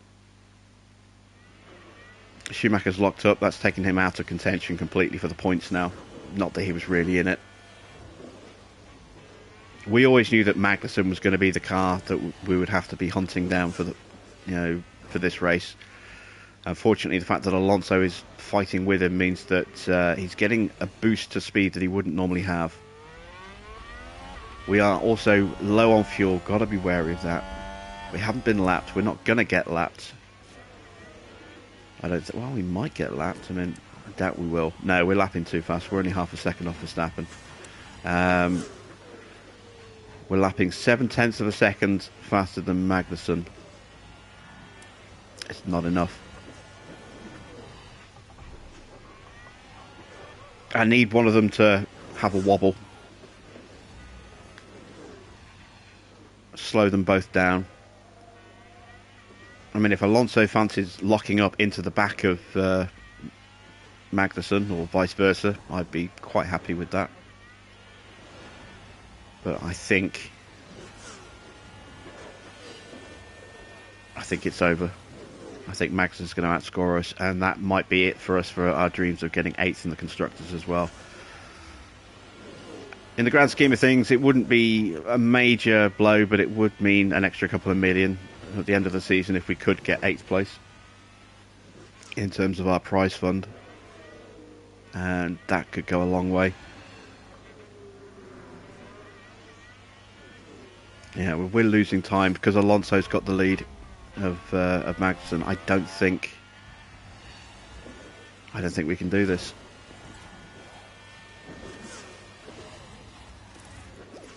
I think someone's run wide. Gotta make sure we at least finish, because you never know, if there's a last minute retirement, then we can capitalise on that.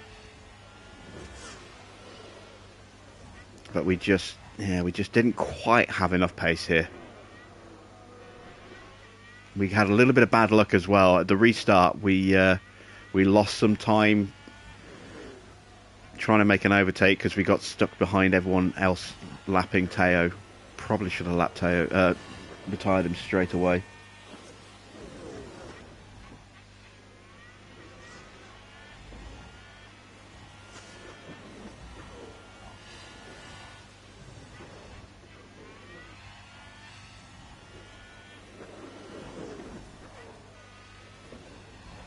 I just really hope Alonso finishes ahead of Magnussen. If Magnussen finishes 9th, I think that's it for our chances. If he finishes 10th, we're still in with a shout. It'll only be 1 point. 2 points makes it a lot harder.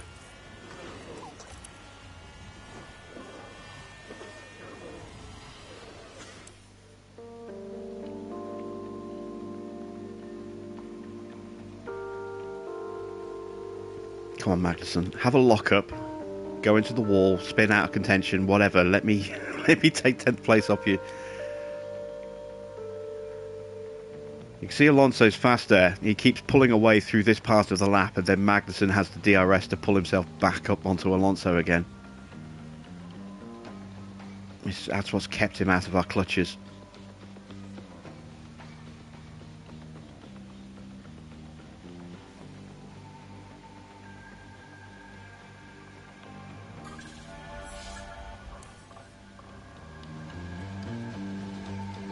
There we go.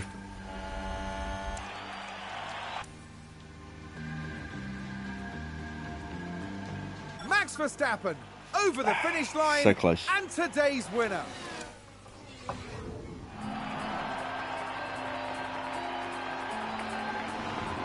'11th place isn't bad, but it's not a point. At least Alonso beat Magnussen, so he only got 1 point, not 2. It does mean that we do go into Abu Dhabi on the back foot, but it's not all over just yet. And we saved some engine wear on Teo, so maybe. What did we fail on? Performance guarantee. Failed the finish position streak. Yeah, 2 cars in the top 15. And the finish position, 2 in the 15 as well. So, never mind. It's still a decent little bit of cash. Our helipad is upgraded, so we might get some extra sponsorship money from now. Research is ready. So we have very little time left in this season to get 1 or 2 last upgrades in. Let's see. We've got a rear wing in 2 days. Let's go to car park development, new project, new research. We need a new front wing. I'm going to put everything, almost everything I've got into this.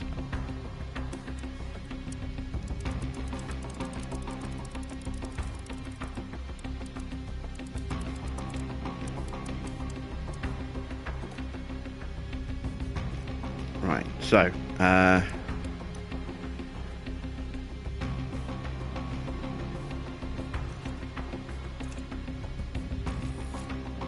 cancel back. There we go, that's what I want to do. Right, so I need to see how many days is too much.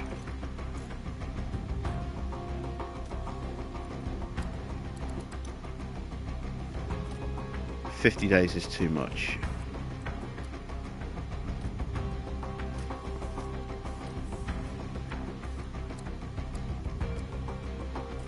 $49's too much. 48's too much. Oh man. 47 days, that's all we've got left.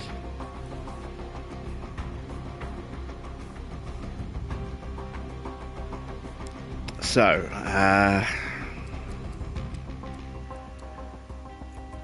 want to improve brake cooling, definitely. I definitely want to improve high speed.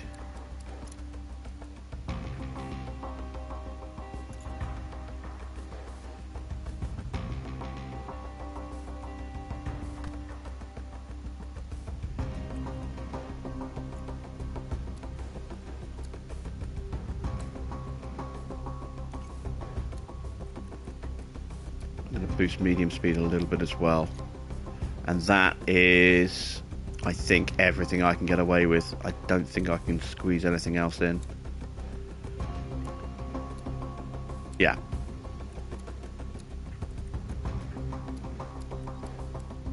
Okay, so that's it. That's all we can do. So we'll get that one done. Confirm.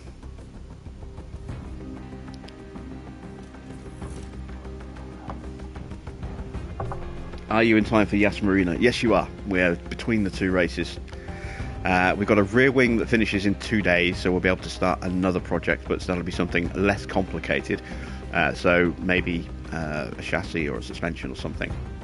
Something we can really focus on. We'll have a little bit of hours left to spend on that. So our last suspension upgrade that we just did has given us a little bit of a boost, a couple of percent. On airflow and braking, improved drag reduction, and improved our cornering downforce.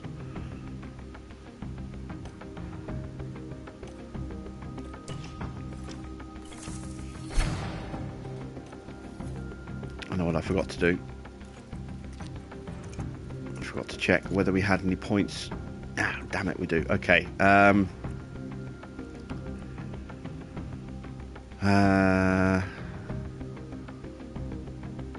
Let's improve high-speed downforce. It's too late for the rear wing project we've just started, I think, but yeah, it'll do. My signing of Porsche, you're guessing he's a known star of the future. That goes back to your mention of growth a few streams ago. Yeah, Teo Porsche is currently in F2. He is also in the Sauber Young Drivers Academy, and he was in with a good chance of winning this year's F2 Championship, which ultimately was won by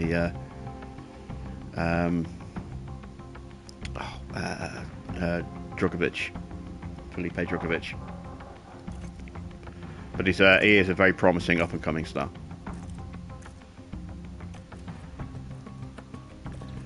Got another point for Logan. Go. Right, let's get the second project done. So, new research project. We've got a few hours to spend. We've done 2 chassis parts already. We've done 1 rear wing, 2 side pods, 1 suspension. We've got another underfloor going right now. I could throw even more hours into another side pod, which is going to be very heavily affected in terms of drag and airflow next season. How much of a boost would that give us with the remaining hours that we've got?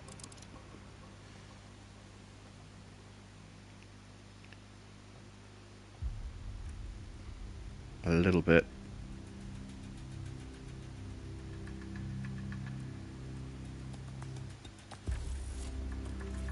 What about squeezing in another rear wing?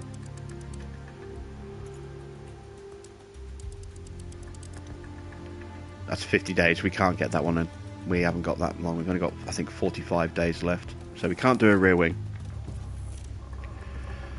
So it's going to be either chassis or side pods. Given that the drag reduction penalty on the chassis is only 10% on airflow and drag, I'm going to go with another side pod, because that's getting heavily revised. Right, so we want to improve drag reduction.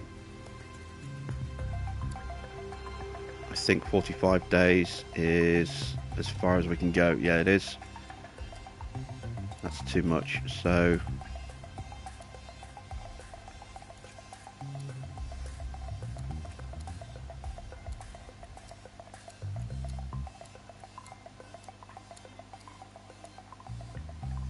let's go with airflow middle.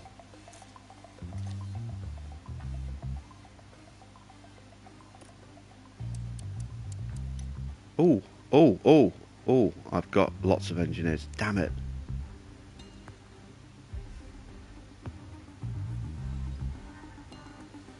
I should have waited. Okay, I'm going to be a little bit scummy. No, I'm not. I'm going to do it the legit way. I was thinking of rolling back to the end of the last race, but we'll just go to this project here. Oh, I can't cancel the project unless I actually completely cancel it, and I'll lose the hours that I put into it, so I can't. Shit.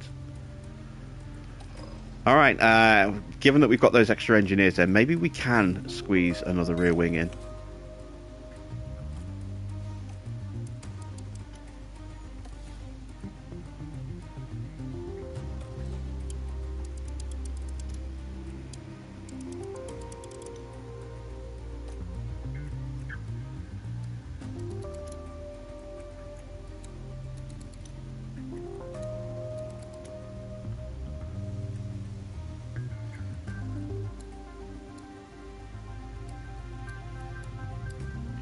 There we go, we can do that. It'll boost our top speed, it'll boost our cornering, our DRS speed.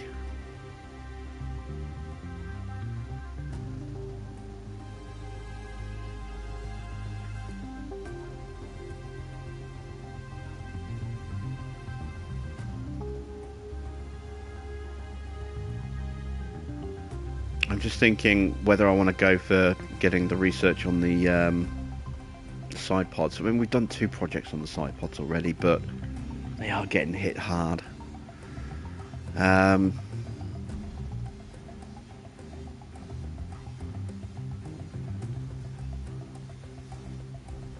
But the side pods are a much quicker research project than a rear wing. A rear wing next season will take a long time to get going, whereas the side pods we can get after a couple of races.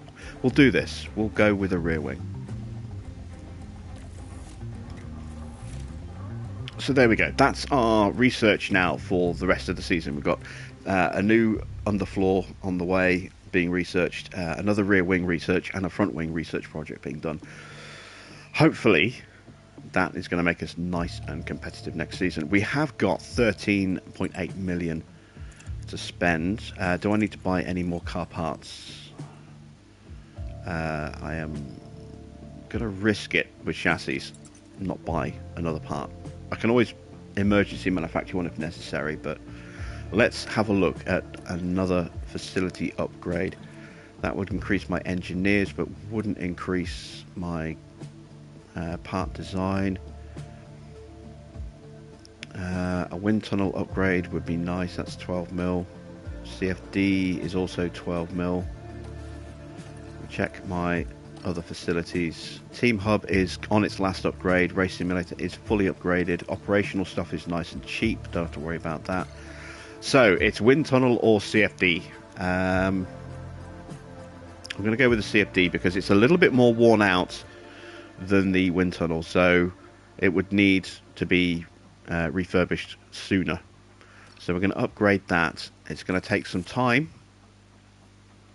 It's going to take 59 days, but we're in November, so it'll be mid-January when that comes around. So we should be able to get the benefit of that quite early into next season.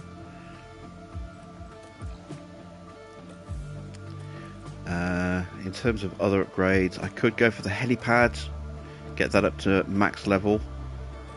What about a weather sensor upgrade? That's too expensive. Let's upgrade the helipad. Try and get as much money from sponsors as we possibly can.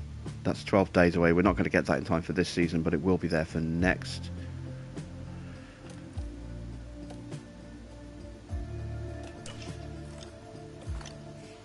Alright. One last check of our experience levels. Logan's a long way off his next point. Pierre is very close to another point, so he'll get one at the end of the race.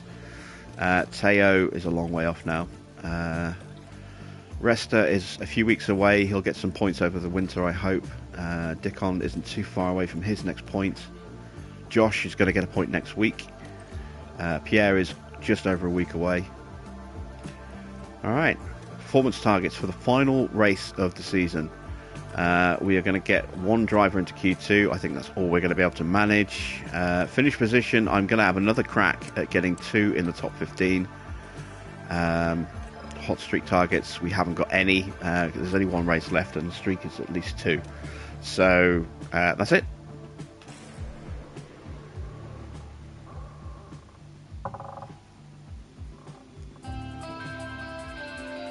We're at Yas Island in Abu Dhabi for the Formula One Grand Prix. The Yas Marina circuit was completed in 2009, and we've seen a fair share of celebration and commiseration over the years since then. The scenery may be spectacular, but this weekend, all eyes will be on the track. There's a reason why the Yas Marina circuit is used as a test track. The long straights put engine power through its paces, while the twists and bends make medium-speed downforce just as important at this challenging circuit. Both the things we are really bad at. With the season nearly concluded, time is running out for the team. Can anyone make a last-minute breakthrough? Can the leading drivers hold on? Only time will tell. Let the weekend begin!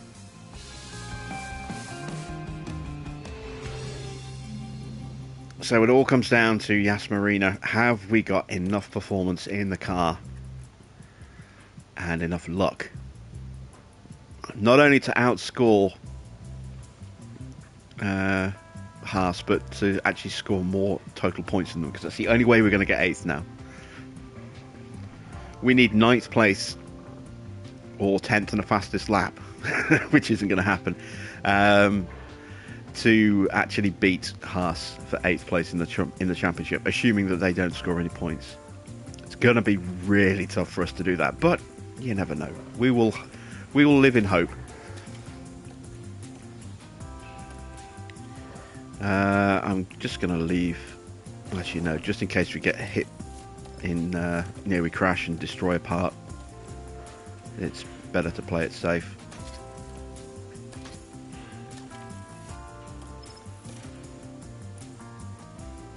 Right, setup. I'm not very good at setting the car up for this circuit. It always seems to elude me a little bit. I'm going to throw a couple of random things out there and see what happens. I don't know if that's going to work.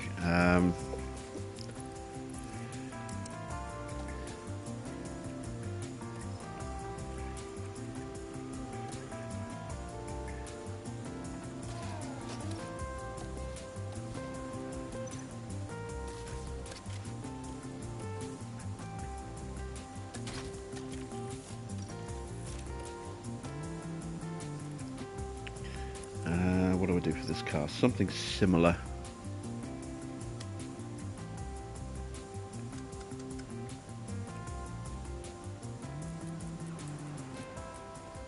Let's try that.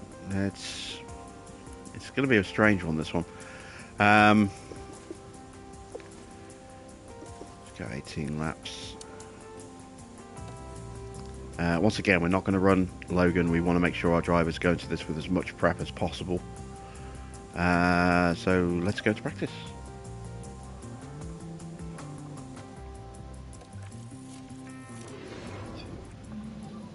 The radio is good?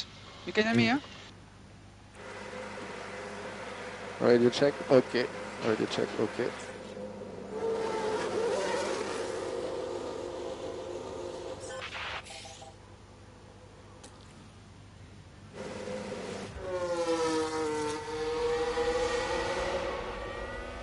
Ah, yes, the underground Mickey Mouse pit exit that everyone was so worried about when this circuit first appeared.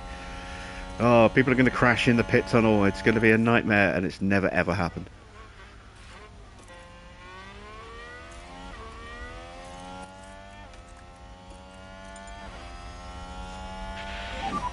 Watch those curbs.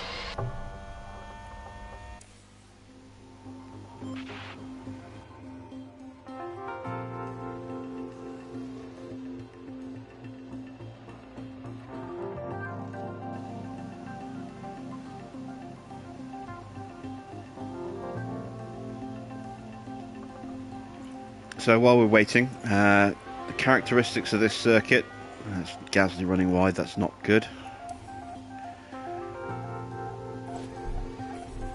Who's running wide there? You can see there, it's a mix of everything really. Got some low speed, some medium speed and some high speed corners. Lots of flat out sections. Yeah, there's no way really that it's going to be specifically good for our car, but I don't know. I mean, we could do okay.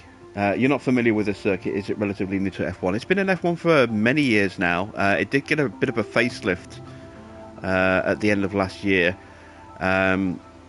where if we follow with Gasly, they've reprofiled quite a few corners. So I'll give you a little bit of a lap tour here as we go through turn 2. This is flat out, that's the pit exit on the left. You'll see coming up here, just there, you can actually see just to the left of that, or just behind the Rolex board on the left there, that's where the chicane used to be. So there used to be a chicane here, which then went left and then back to the right, and then had a tight hairpin at the end. That's now been removed. It's now just a straight shot to a wider, faster, more sweeping turn just here.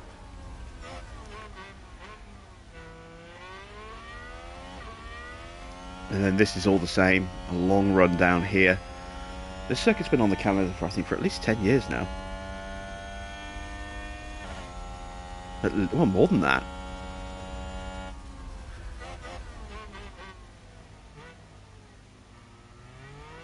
Because this is the race that in 2012, Fernando Alonso famously got stuck behind Vitaly Petrov. And cost him his chance at a world championship in one of the most uncompetitive Ferraris that he's had for a long time. There used to be a chicane here as well. This has now been replaced by a long sweeping banked curve.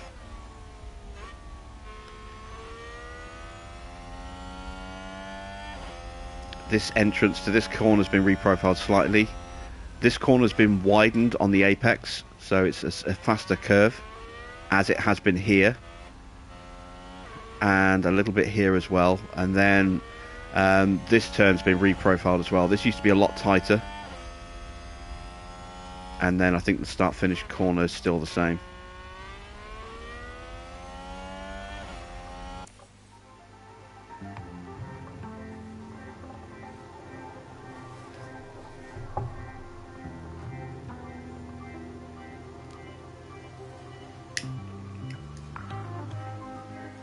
That sounds like someone's gone wide there.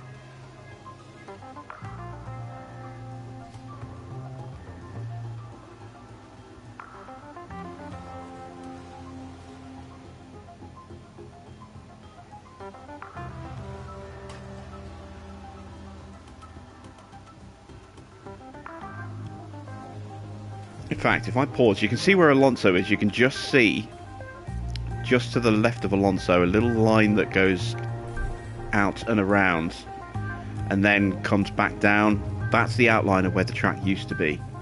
So you used to have that little weird left, right, left chicane with 90-degree turns into another 90-degree turn, and then a long straight feeding back into where Alonso is right now.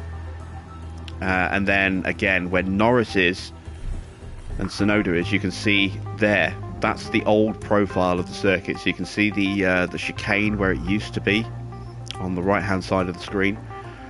You can see where that chicane came, cut in, and then you can see where the track went straight, and then to a tighter hairpin in that corner section, extending past where it currently is, because it's now a much bigger, more sweeping corner. And those changes were brought in last season. Any comments on balance?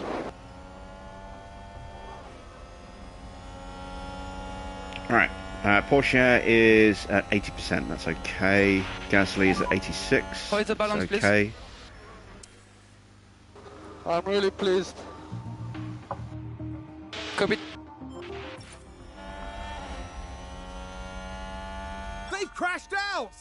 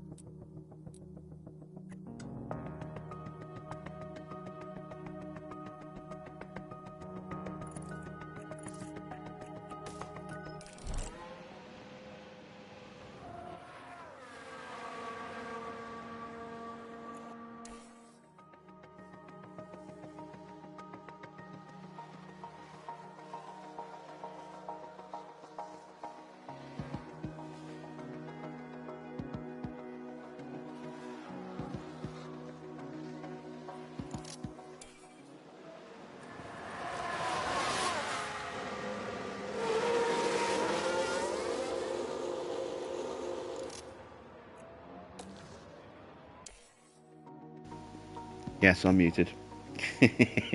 I knew. Never been a big fan of this circuit. The changes are better, but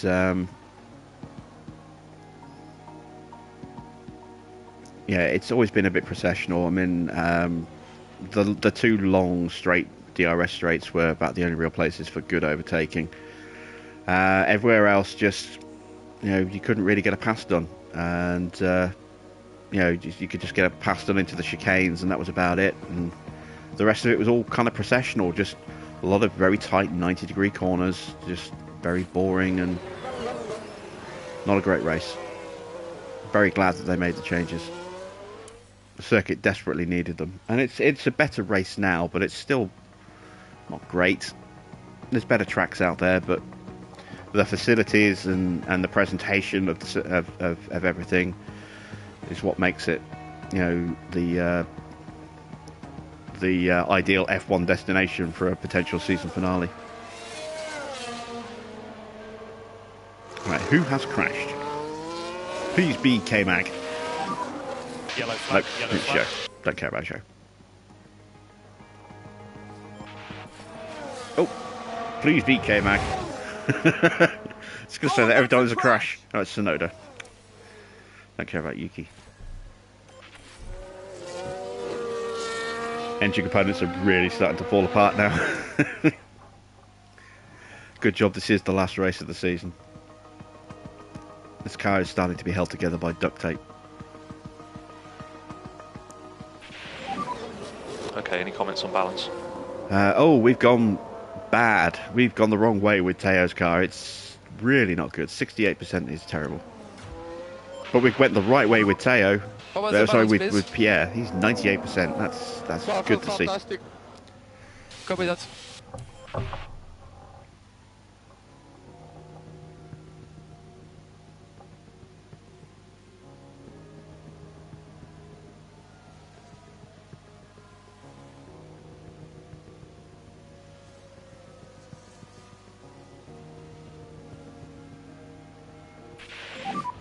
Fail 84, please.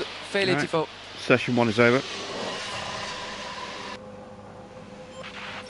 Bring back Nürburgring. Yeah, I mean, I'd like to see a race return to the Nürburgring. It was a pretty good circuit.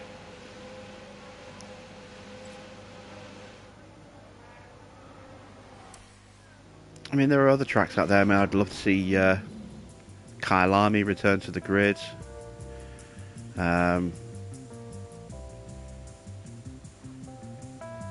I'd like to see Portimao come back.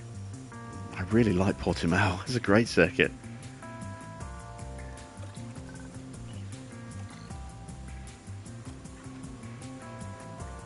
Right, let's revert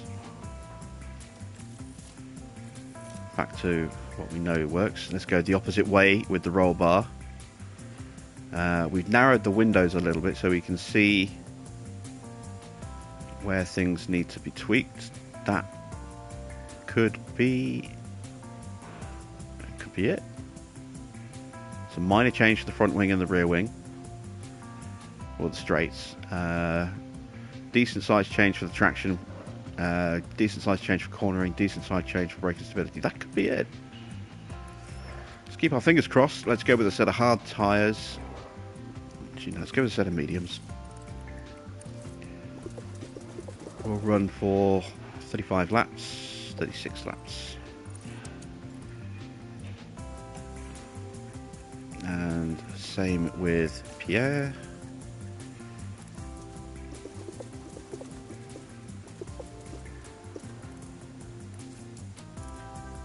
And what do we need to tweak here?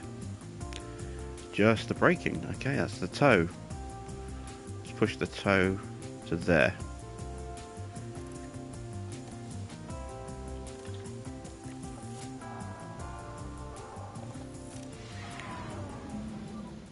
Yeah, we can now, Radio check.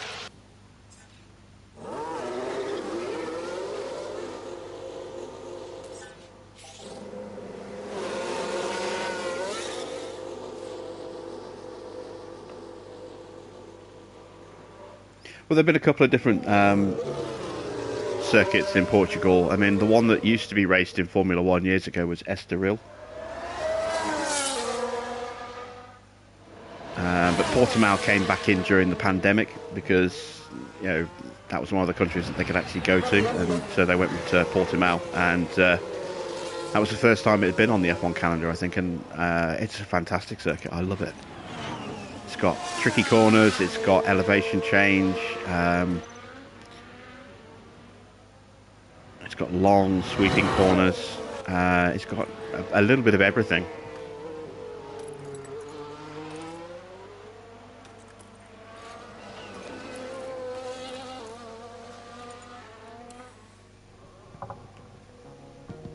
The Estoril circuit is a little bit like Barcelona. A little similar to Barcelona.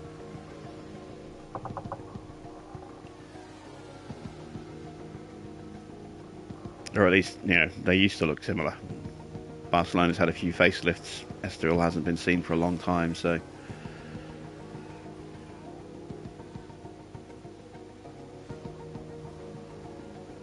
Someone spun out.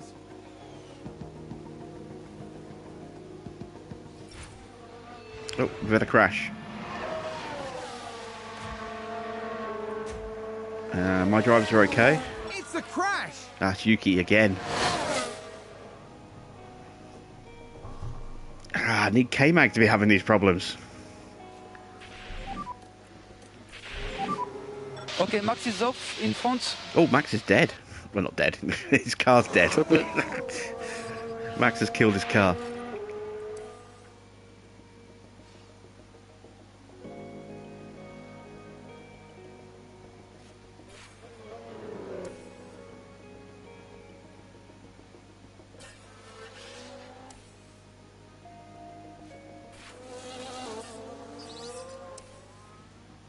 We've just had a car run wide. Oh, Gasly running Let's wide. have a look. Now we see the Williams here. That's They've okay. taken that far too wide.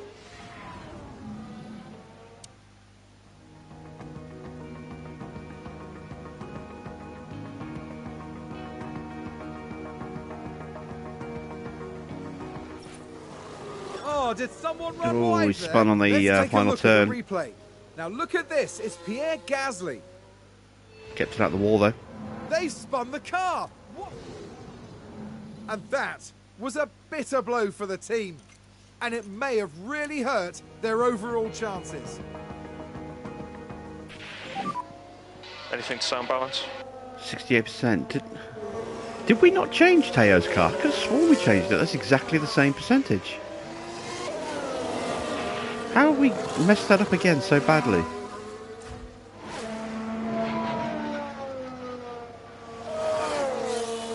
Unless it didn't save the change. I've seen that happen before. Usually I'll set a car up and then I'll forget that I'd not swap the driver in, and I'll change the driver to my reserve driver, and it resets the car back to default again. Okay, happy with that. Got 100% on Pierre. That's good. That's the one we desperately needed to get nailed for this race. We're gonna have to call Teo in. Let's give him a little more time on the track. Pierre, we're going to leave running.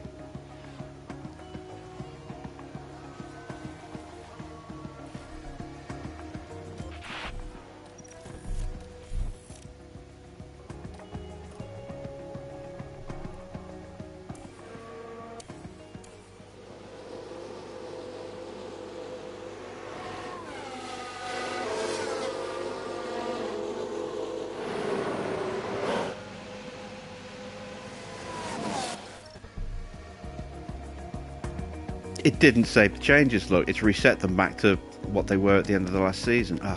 The last session. That's annoying. But at least we know now that the rear wing is spot on.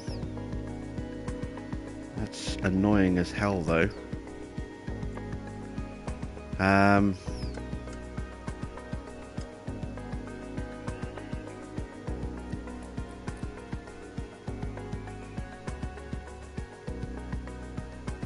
Can't believe it didn't save that change.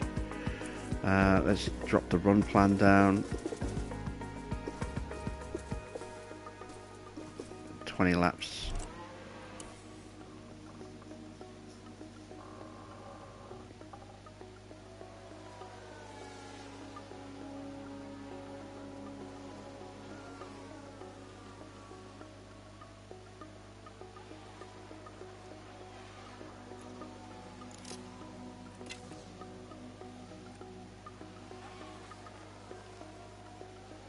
The game can make it up to me if we get this at 100% on this run. Are you listening there, Frontier?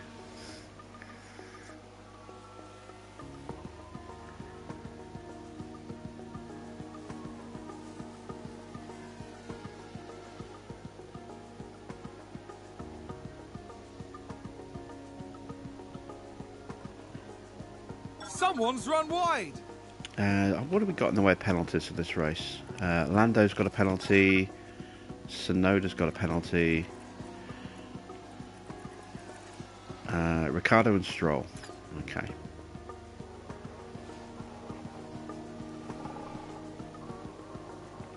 Lando not being in the way is going to be helpful. Same with Sonoda.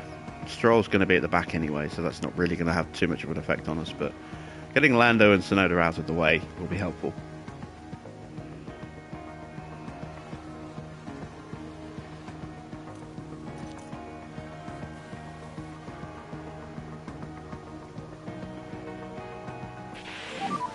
Balance 99%. balance There we update. go. That's pretty close. We'll take that.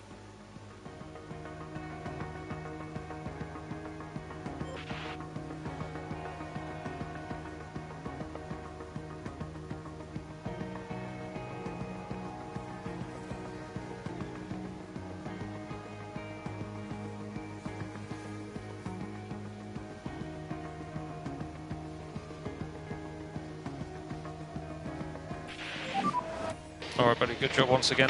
See you in the office shortly.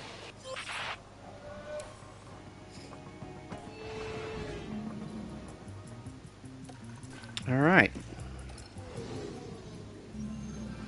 We return.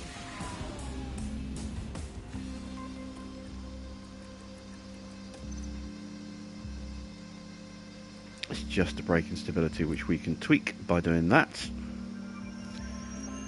So that should be 100%. We're going to go with a 25 lap run on a set of hard tyres. That'll be it for Teo. As for Pierre, a set of hard tyres. He's already at 100%. Bing! Love to see that. We'll put him on a 20 lap run, and that'll be him done for the session as well.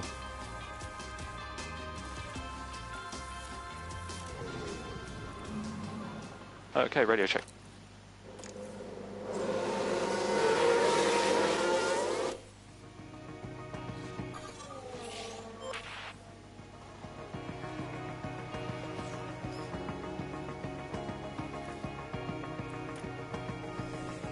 So touch wood. Teo's little tweak is all we need for 100%. I mean, we don't need that extra 1%, but it would be nice. Please be K-Mag, please be K-Mag, please be K-Mag. It's not, it's another Red Bull. Oh god, is it Max again? VSC.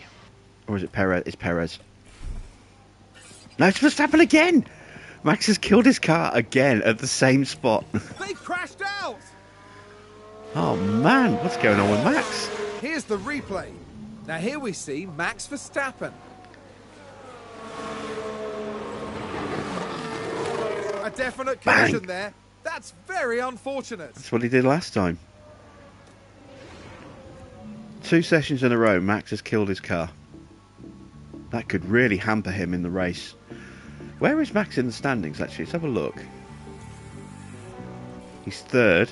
And it's close. Look at this. We've got equal position for our two Ferrari drivers, both on 364. I've not been paying attention to this at all. Max only 14 points behind. He needed a bit of a miracle. But that's pretty much, I think, taken Max out of contention for this race. 2 big smashes like that. His car setup's going to be terrible. His track knowledge is going to be non-existent.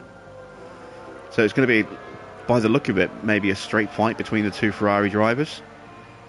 Both have won 6 races each, 15 podiums each.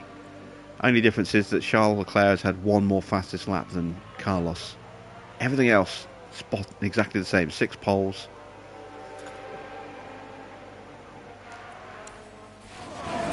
Another crash. Please be Kevin. Please be Kevin.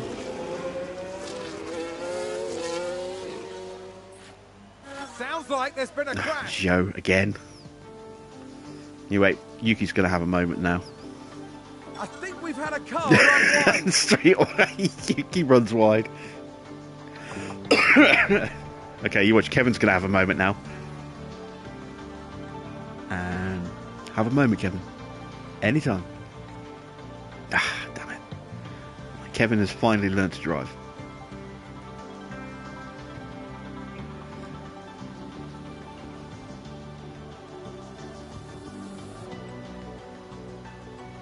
We've just had a spin. Oh, it's just a spin. I got all excited then. I just saw Magnussen and then, yeah.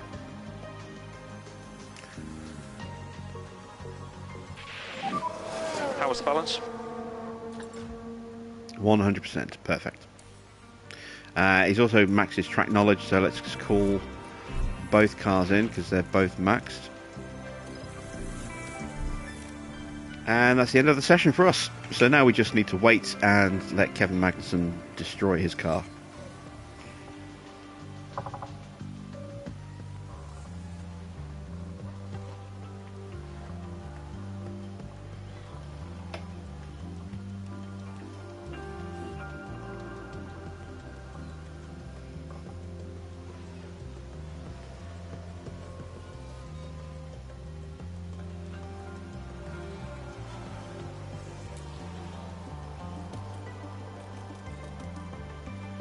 It's looking pretty pacey. It's a worry.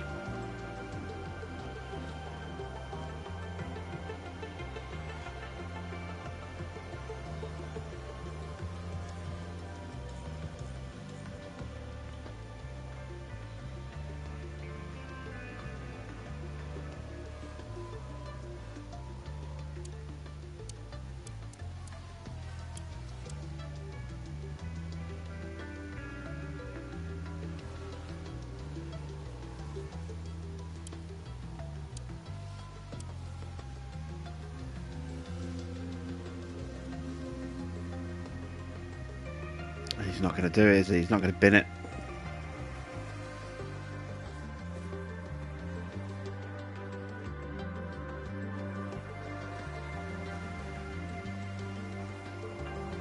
Well, called on Yuki. Well, it wasn't really that difficult.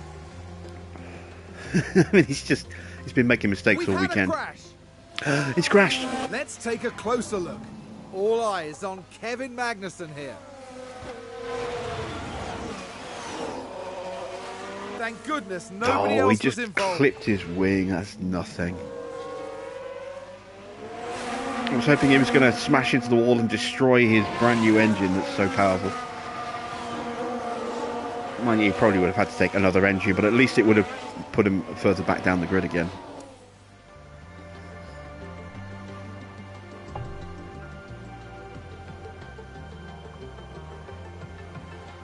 Yeah, given that Joe and Magnus and Tsunoda have been spinning and going wide all weekend, it was hardly a surprise to see that Yuki was going to have that little wobble straight after Joe did.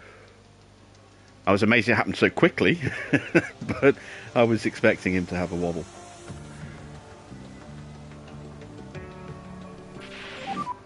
Fail 84, please. Fail 84.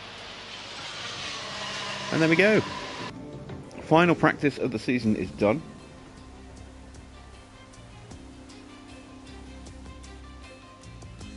Final race, your race today in Austria was mental. Weather kept changing between inters and wets, just stayed on inters and won the race. Yeah, it's nice when you can do that. When you get a little moment. We've got penalties for Ricciardo as well now.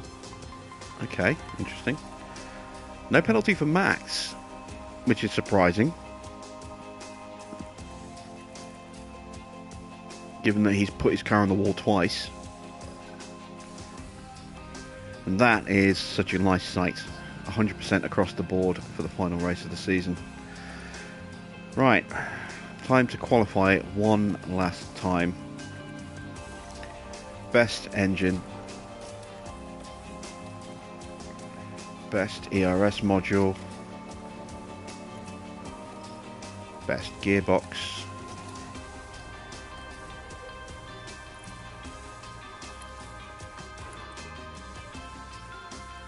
and same for Pierre. Oh, nope. Best engine, 95%, that's still full power, that's good. ERS. Best gearbox. Okay. Oh, take off the flying, the cool down lap, there we go.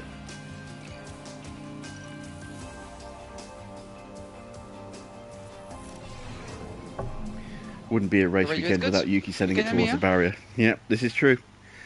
Right, let's send them out, get a banker lap in. Hope we don't get held up on track.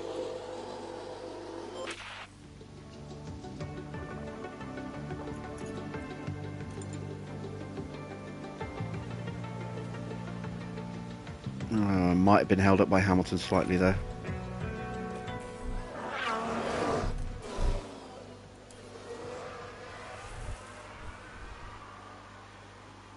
Maybe not. 0.4 of a second difference between the two. That would suggest that neither driver got held up. Because if anyone was going to get held up, it was going to be Gasly. Maybe he managed to clear him. Right. Schumacher. Let's see what he can do.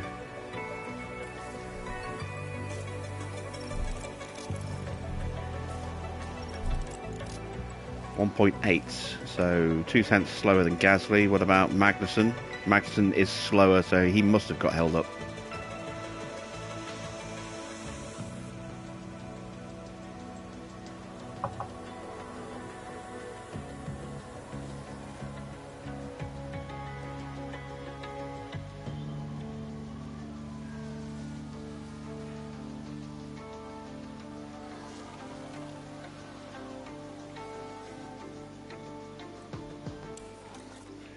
Kind of hope Yuki develops into a well-rounded driver. He does know how to swear in English over the radio. Magnussen's got out early. Damn it, I was hoping to get out ahead of Magnussen with Porsche. Maybe slow him down a bit. Just by being a slower car. Not to do anything nefarious, but... Alright, Porsche is first on track, behind Albon, ahead of Stroll. Gasly coming out behind Ocon, ahead of Zhou. Okay.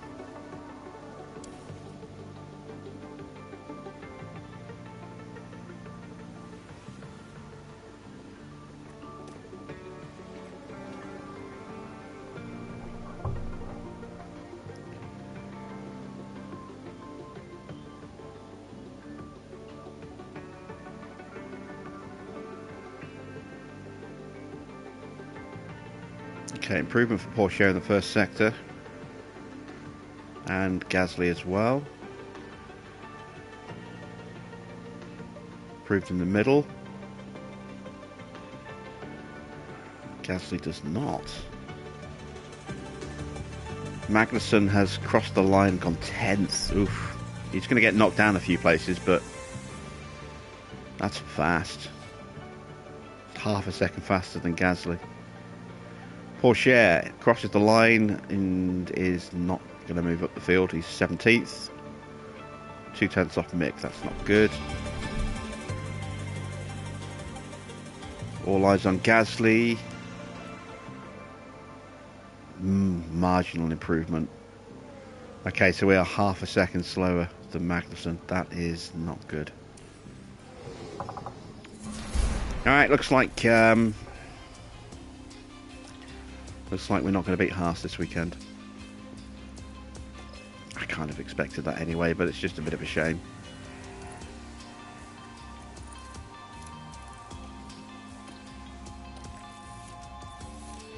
Still, you never know. Something might happen in the race.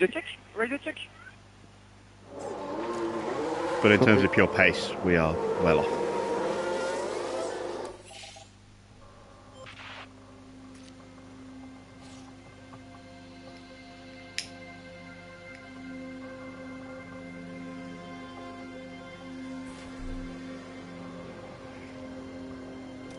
First usurper, now nefarious. You're liking my choice of language then? Yes.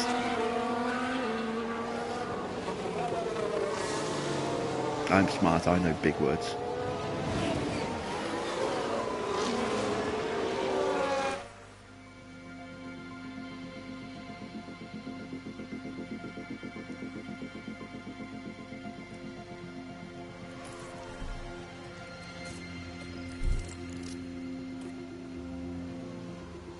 Right, what can we do with Gasly? Can we at least get ahead of Albon?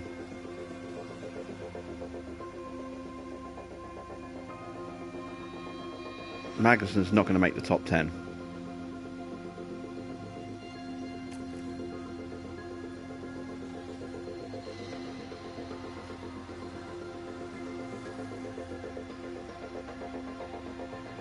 He better not make the top 10. I'm expecting Bottas and Perez to go faster than him, maybe Alonso as well.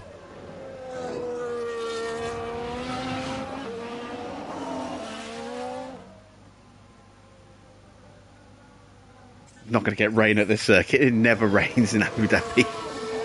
Never. Just like it never rains in Bahrain. Alright, we went out in 14th, so we did manage to beat Albon. 125.6, well, 125.7 effectively. Magnussen went out in 11th, a 125.3. 3.5 tenths, so we've closed the gap by a tenth, but yeah, it's still not Drivers enough. are strapping themselves in, ready for race day. Williams had a good performance in qualifying. Now they'll be eager to demonstrate that they can have an even better race. Haas proved quite resourceful during qualifying. That puts them in a very good position to make the most of this race start. And the weather is sunny here today, apart from a few clouds. Let's hope they remain scattered on the horizon. And the anticipation is reaching boiling point here at the Yas Marina circuit. Do you think it's time to get started? Well, the fans here at Abu Dhabi do.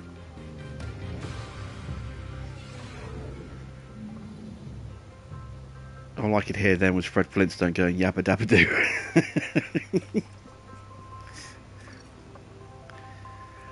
Right, let's have a look at tyres. What can we do with the tyres?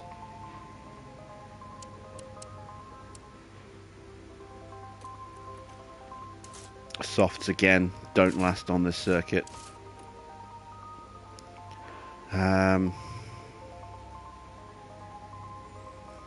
I am once again going to start on the hard tyres.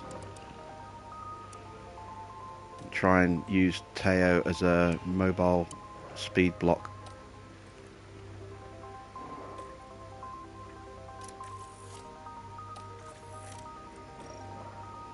I can just about make the one stop work.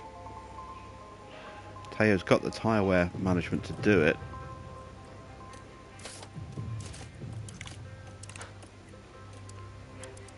It would be pretty rough. He's going to be so slow though, he's not going to be able to hold anyone up effectively. Yeah, we'll stick with that. That's a better strategy.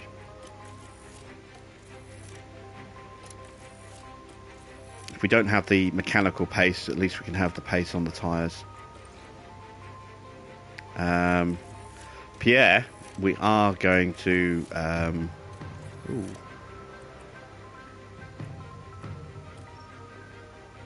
I might start him on the softs, see if we can gain a couple of places off the start.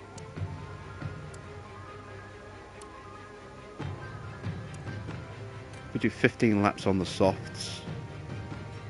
Go hard, then mediums. Let's go with that. If we get an early safety car as well, that will play into our hands a little bit. So let's go with soft tyres to start. See if we can be a little bit aggressive. Giving my car, maybe having foot power might help. Yes, maybe. Once again, we're going to throw some extra fuel in. We can't throw much in. But it gives us the ability to push more with Pierre. I'm actually going to take some fuel out of Teo's car. He's off the pace compared to Teo. Compared to Gasly. He's not going to be in with a chance of points this weekend. If it's going to happen, it's going to happen with Pierre. So we're going to go aggressive with Gasly off the start. Teo, we're just going to leave pootling around and see what happens. A partly clear night here. The drivers now lined up on the grid. Williams here. Slower than most yesterday, so today they'll be starting from the bottom half of the grid. And looking at the second Williams car. They'll be starting the race from the bottom half of the grid, so there's a fair bit of ground to make up. Will their hard work pay off today? Hold on tight, it's the Abu Dhabi Grand Prix. And it's lights out, and away we go.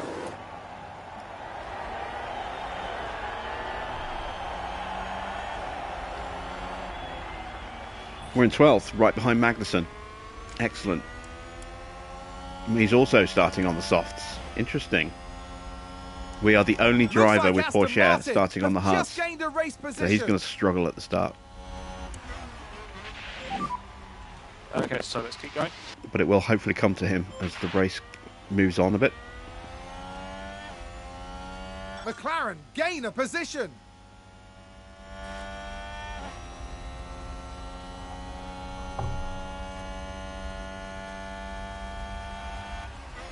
And McLaren with a great overtake. Keep your cool, let's keep going.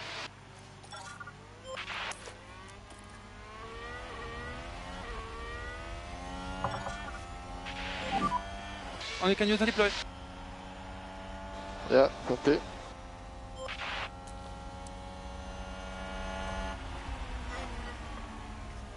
Need to get past Joe as quick as possible.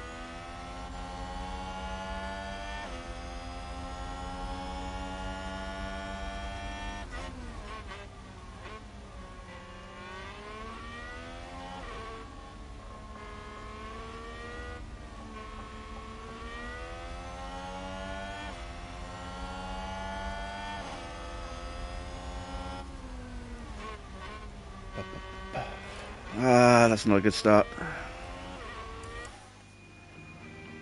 That's bad. It's dropped us out of someone's run wide. the 1 second range. And we might struggle to get back into it. Even with full deploy and full push.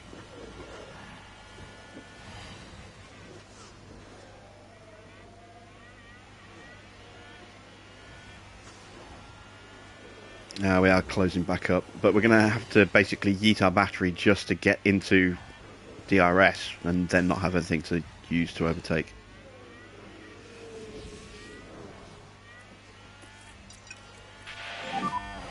DRS enabled, DRS enabled. Need to drop the pace. Copy. Right, we dropped Mick though. Mick is out of the DRS train. That's good. So we're not going to drag him along with us.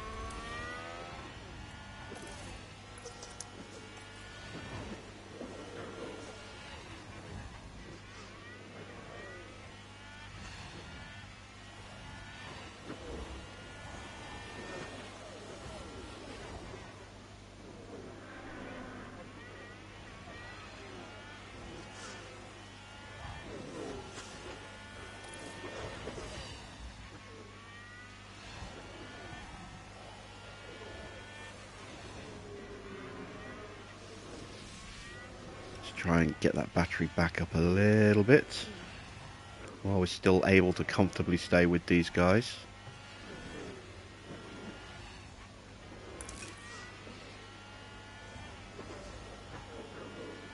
Don't drop out of range. There we go.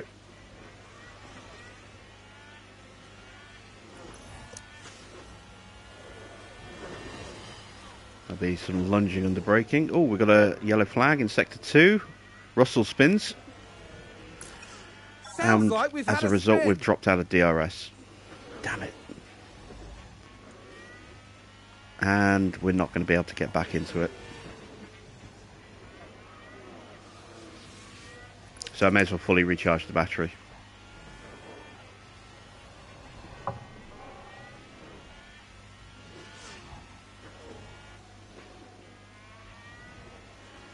Magnussen running 8th right now on the back of Bottas. That's not good. The only way I think we're going to have any chance of outscoring Haas is if something happens to Magnussen.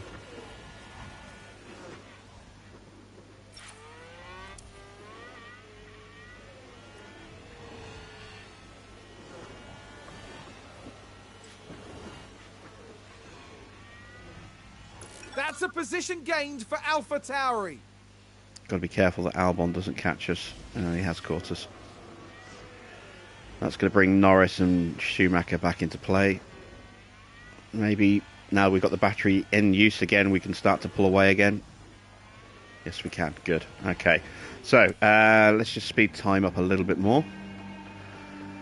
There's nothing we can do now until pit stops come into play.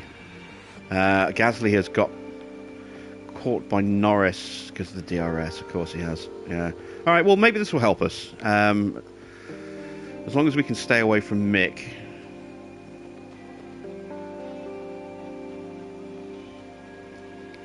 Maybe having DRS overtaking on these two back straights will help us catch up to the cars in front. Just, I would prefer if we hadn't brought Mick along for the ride with us. And McLaren with a great overtake.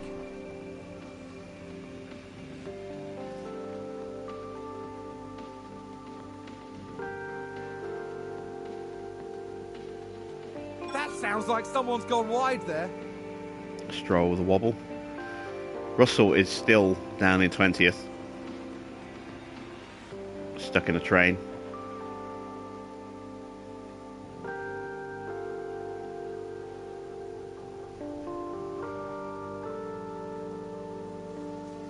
Magnussen's just set the fastest lap. Ugh.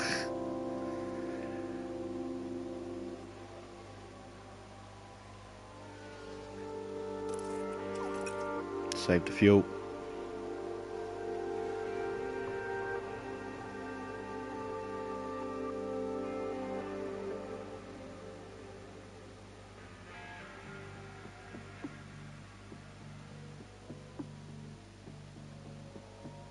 Tyres are getting squishy. Going to be pitting in a few laps. Aston Martin with a great play there. They've moved up a place. I'm not worried about Porsche. He's on the hard tyres, so he hasn't got great pace at the moment, but as the race goes on, or the stint goes on, all the medium runners are going to start slowing down. He's still going to have good pace on his hard tyres. Hopefully, he can certainly hold up Schumacher. I don't think he's going to be able to hold up Magnussen. I think Magnussen's too far ahead already.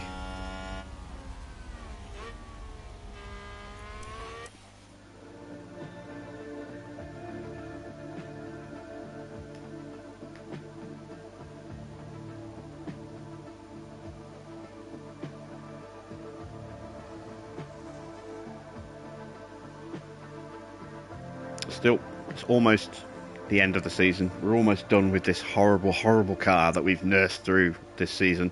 I mean, the fact that we actually got double-digit points, I think, is something to be proud of. We've improved our facilities substantially, considering where we started the season. We've improved our staffing considerably, considering where they were at the start. We have also got a good driver lineup. When we started, we had Alex Albon and Nicholas Latifi. Now we have a young, up-and-coming, sensational French driver in Théo Pourchaire and an established sensational French driver in Pierre Gasly. So both upgrades have worked out well in respect to who they replaced.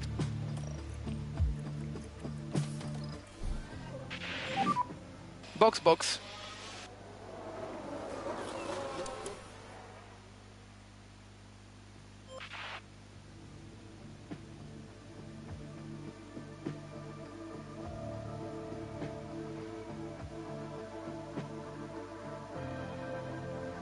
And we are barely hanging on to the back of some of these front runners now. Magnussen has pitted, along with Alonso, Albon, Perez. There's a few cars dropping. Stroll, Russell. Okay. Can we get onto the back of Albon nice and quickly?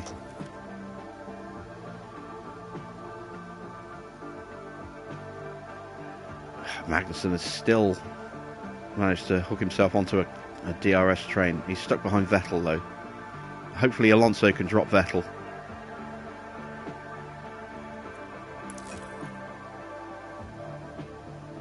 Oh, he's got past.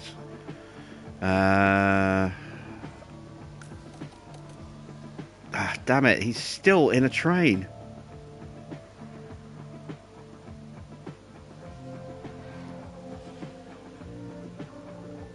Alpha Tower regained a place.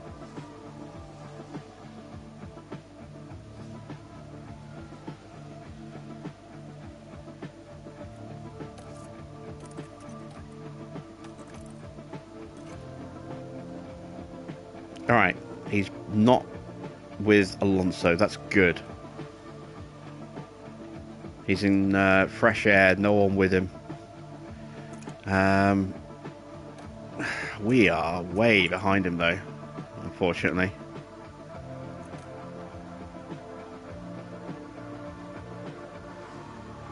Oh, he's still got Tsunoda with him.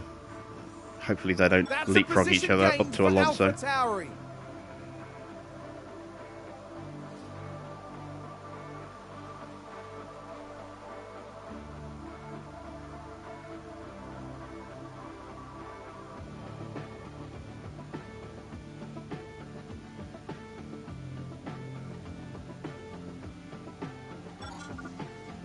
Okay, Tsunoda and Vettel are in the pits.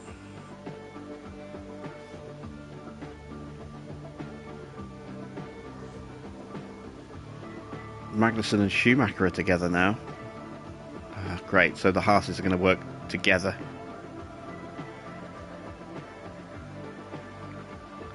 Or maybe they're going to take each other out. Hint, hint.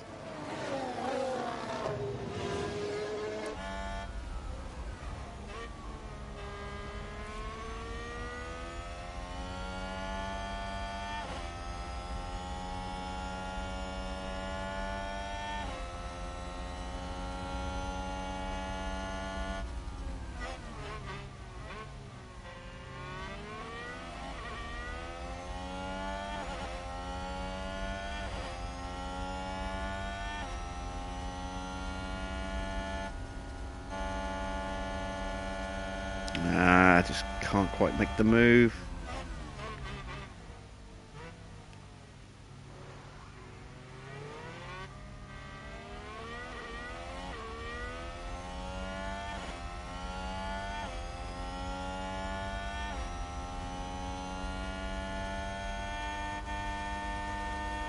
Teo lifts and lets us through. Thank you, Teo.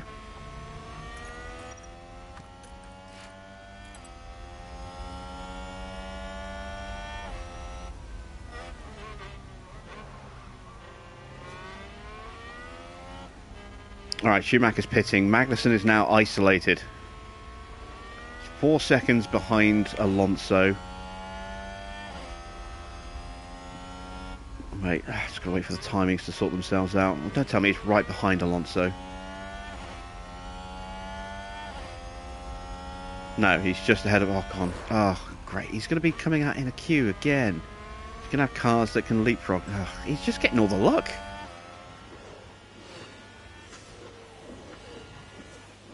He's immediately getting out into DRS trains, which is just helping him pull away from us. Alright, we're through onto the back of Ricciardo. Now we can try and get past Ricciardo. And a new position. Comfortably just past gained Ricciardo. by Williams. We are 11 seconds behind Magnussen right now. And there's an overtake from Williams.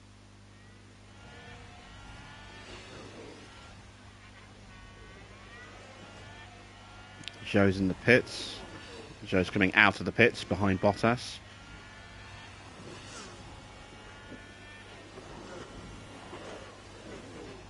Yeah, we're about 11.5 seconds behind Magnussen, who is on the back of Ocon, who is faster than him, so great, yeah. I need Magnussen to crash. That's the only way we're going to get points out of this race. Although, Russell is here. If we can stick with Russell and not get bogged down in a fight with Albon, maybe that can pull us up the field a bit. Get us onto the back of Zhou. Lap time wise, we don't know what Zhou's going to do yet because he's... Watch for fuel. He's on a pit lap, so...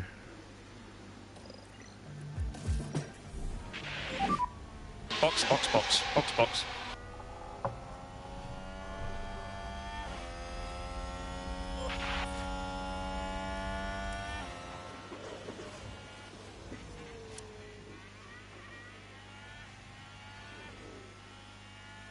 Russell's not getting through here. That worries me. I was hoping he'd get through here and then we could leapfrog him on the next straight, or at least stay with him. Now we've got the worry that he's going to get us, and so is Albon. At least Albon did not get through. We need to stay with Russell if we have any chance of getting anything out of this race. It's a race position gained for Mercedes.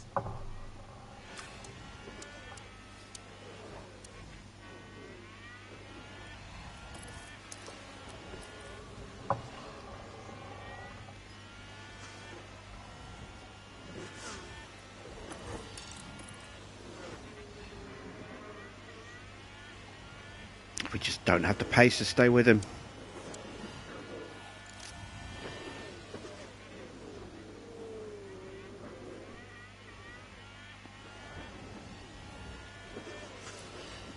I'm having to burn the tyres and the battery just to try and get back within 1 second, and I can't.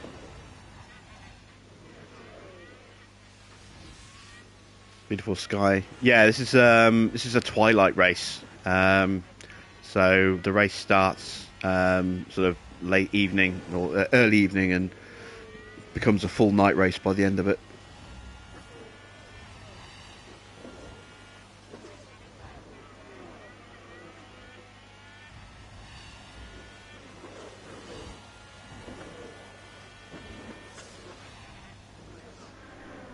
Yeah, I can't stay with him. I haven't got the pace.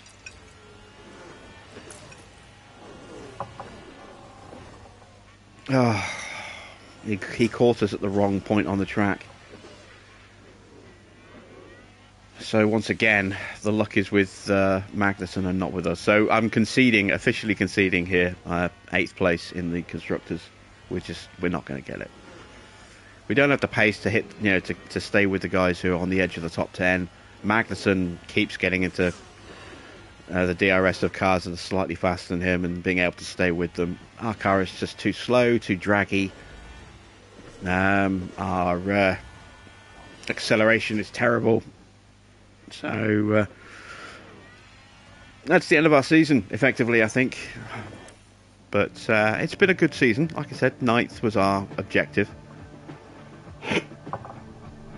We had to get 9th in the Constructors, and we have done that comfortably. Aston Martin still yet to score a point. They are now comfortably the worst team when it was us at the start of the season. So that's nice. We definitely moved up the order a little bit. We've done a lot of research for next season. So I'm really hoping we're going to get and a new position just gained by Williams. Really hoping we're going to get a decent car for next season. I'm not expecting miracles, but if I can be on the kind of pace that Haas have got right now, where I can break into the top 10 on a more consistent basis, if we can get our car sort of middle of the pack, then that would be amazing, because we're definitely outperforming the car And there's an with overtake from Gasly. Williams. There's no question of that.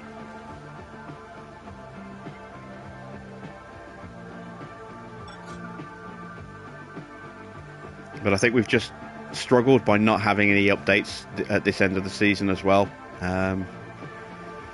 Now that we've got an improved wind tunnel on the way, no, CFD simulator. We've got improvements to the CFD sim, plus we've got the ability to do 3 projects right from the bat next season. Means that we can get quite a lot of upgrades on the car quite quickly. And we can also get a lot of research done next season as well to try and, again, move up the field a bit more.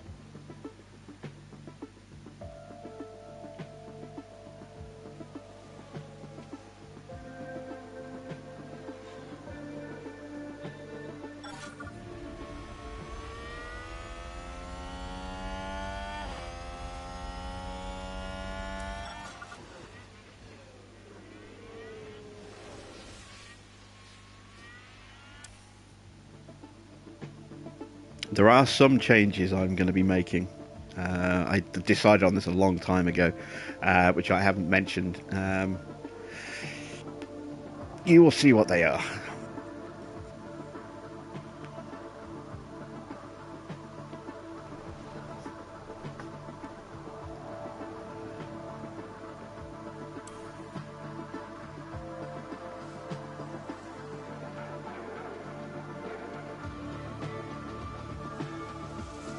Okay, Magnussen's finally been dropped by Ocon. But he's 9th. That's 2 more points. And even if he does wipe out now, there's still Zhou and Russell in front of us, and we haven't got the pace of either of those two.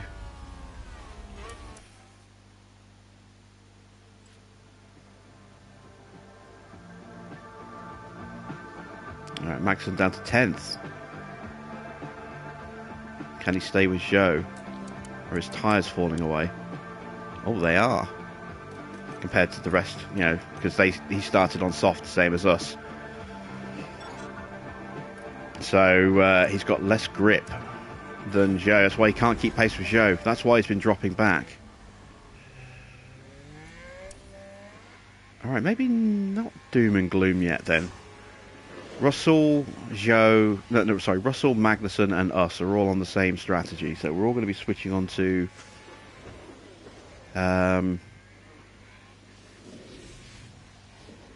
onto mediums for the final stint by the look of it. He's struggling for pace. Russell's catching him. My big worry is that he's going to be able to stay with Russell. And then, you know, they'll both pit at the same time and they'll take off together and that's it.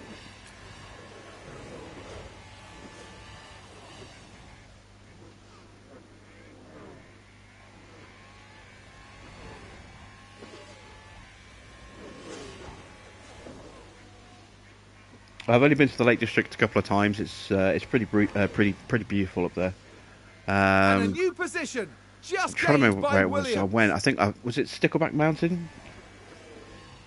That's a place up there, I think, isn't it? Stickleback Mountain or Stickleback Lake? I've been there. And I can't remember where the other part of the Lake District was I went a year or two later.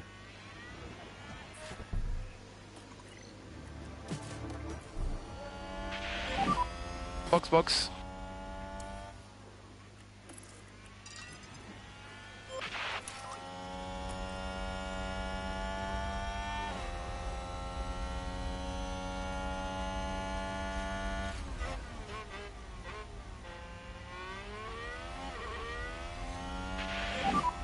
Keep pushing.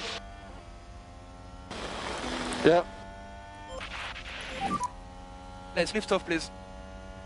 Okay.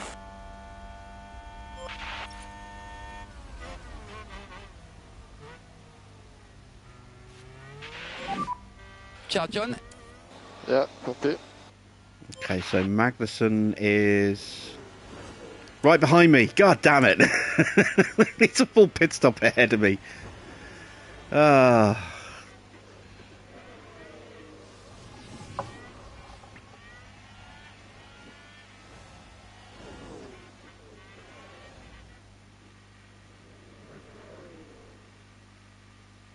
Oh yeah, Lake Windermere, of course. Yeah, that's where I've been as well, Lake Windermere. I think everyone who goes to Lake District has been to Lake Windermere, I think.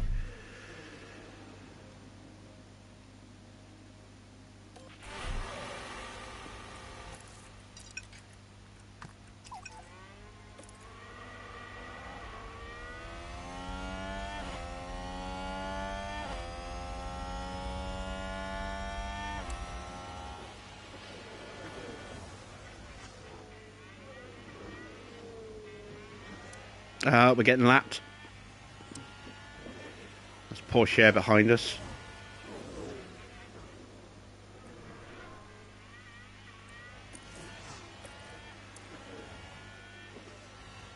Don't mind Porsche going ahead of us, because we can try and leapfrog him.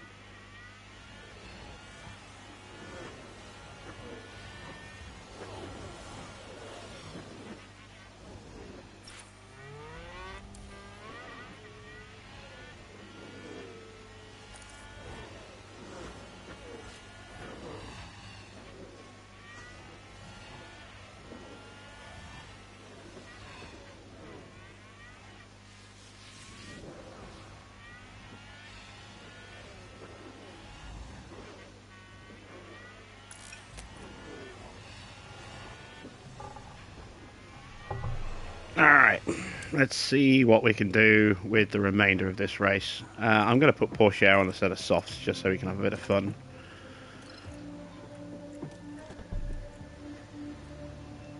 Oh, it won't let me change the strategy because we've passed the pit stop. Alright, we'll just have to overwrite it manually.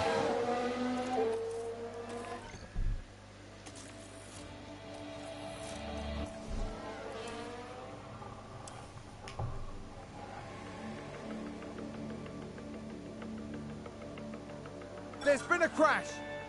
Magnussen's crashed. We can take a look now. Now just focus on the Haas. It's not going to be a big crash, I don't think. And then Oh, it's big see enough. the crash. It's big enough. That's going to be a big blow to the team. Will they be able to recover? We'll I see. think Gasly's too far out of contention to do anything about it now, but at least let's have a look at Magnussen's car. He's losing. He's done it right past the entrance of the pit, so he's got to do an entire lap with half a wing. That's ruined his race.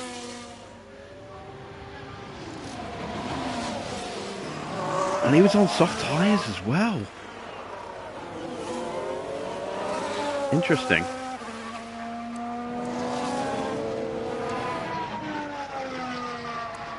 Right, how far behind are we? We are 3.7 seconds behind Tsunoda, so plus another 3.5. So we're down what? 7.5, 9.5.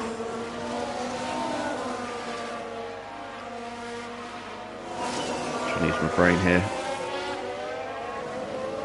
Yeah, really close to Magnussen, who is another good chunk of time away from Schumacher. Watch for fuel.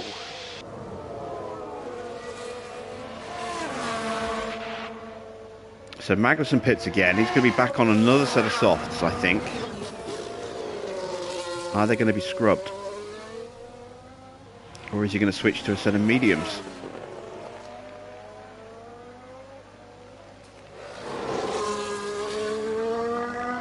So Magnussen is still in the pit box. Now he's leaving his pit box. He's going to come out behind Porsche potentially.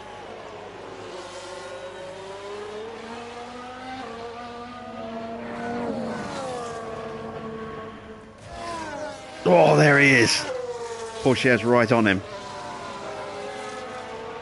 Okay, maybe Porsche can now keep running interference. Magnussen's had to put on a set of scrub tyres, look.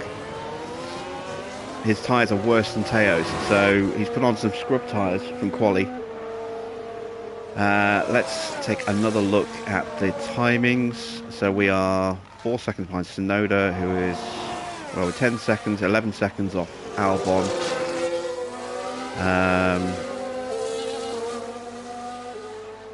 We're 16 seconds off of Schumacher. But Schumacher himself is a long way off points, so okay, it's not going to be the grandstand finish that we were hoping for.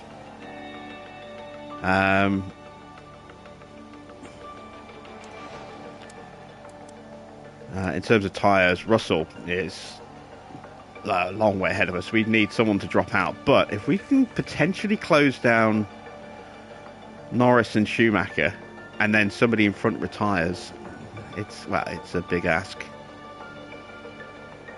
It's a very big ask. Schumacher's about to get lapped. An overtake from Williams.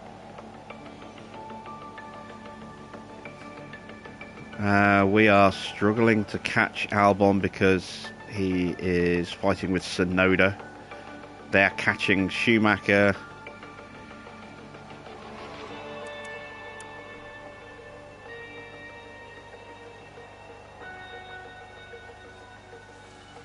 They've already got past Schumacher, and they've dropped him.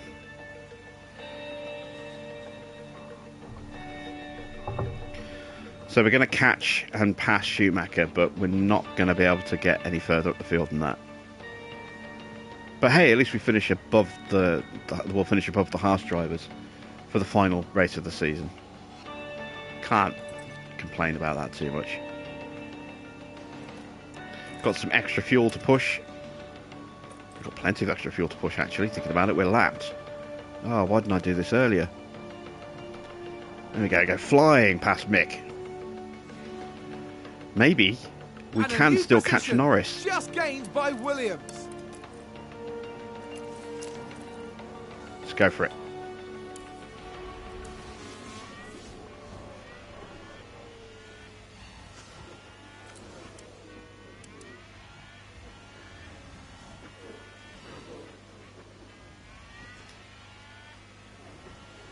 We've got 2 laps left.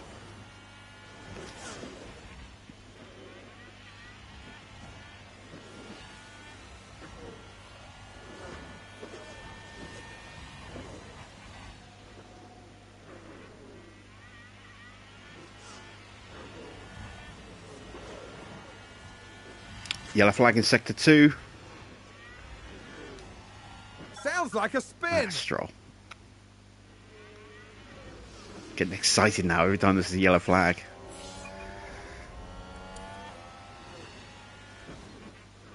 So much fuel that we could have been pushing with. Didn't even think about it. Because we got lapped while we were in the pits, that's why it didn't register straight away.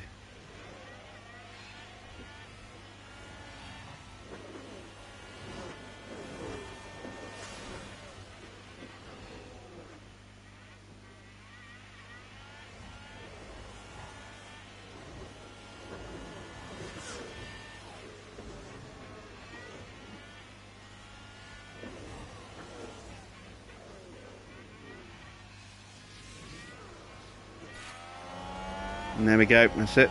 Race is over. It didn't happen for us.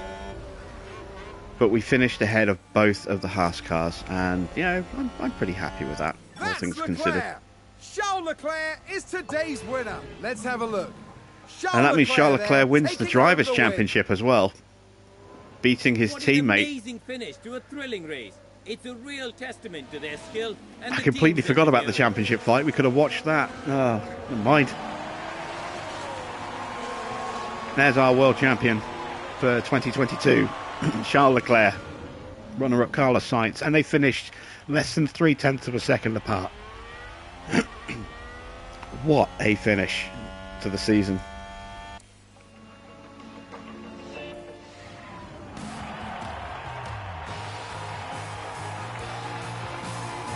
Good work from the Williams driver here today. This was a mixed performance from Williams today. Some excellent decisions and then some strategies that will need a bit of work. With the race wrapped up, the team is ranked in 9th in the constructor standings. And You that's criticise it for me, this Crofty, season you know Formula One. nothing. The teams will be working hard in the break, gearing up for another year of thrilling F1 action.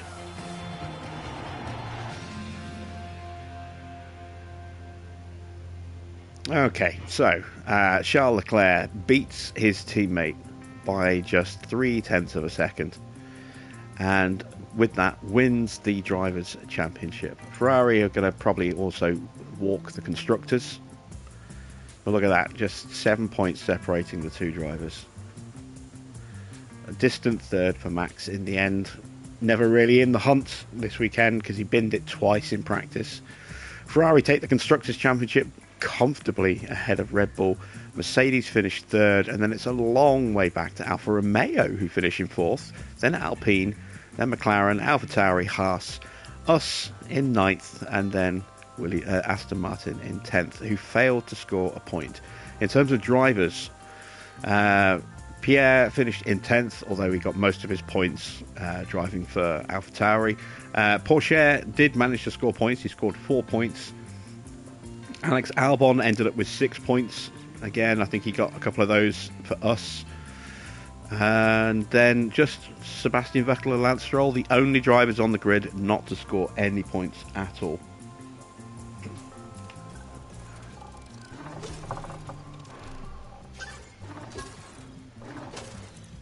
We get a development point for Pierre. Good. We failed in our performance guarantee in terms of finish position. Didn't get 2 cars in the top 15.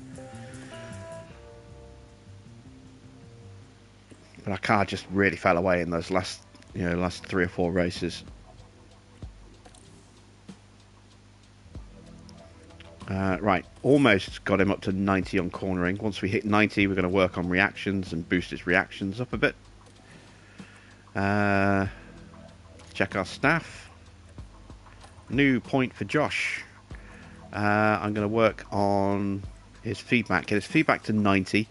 And then we're going to work on pit crew management after that. No point for Pierre yet. Our pit crew is about to take their winter break and lose a load of performance.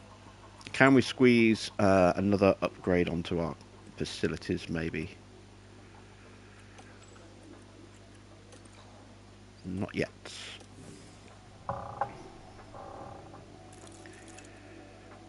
Alright, email time. On behalf of the board, I want to congratulate you on this season's Constructors finish. You met our expectations well and are leading Williams slowly but steadily through the rankings. Results like this boost our confidence in your abilities as a team principal and make us more than happy to have you on the team. We look forward to seeing the team's progress next season.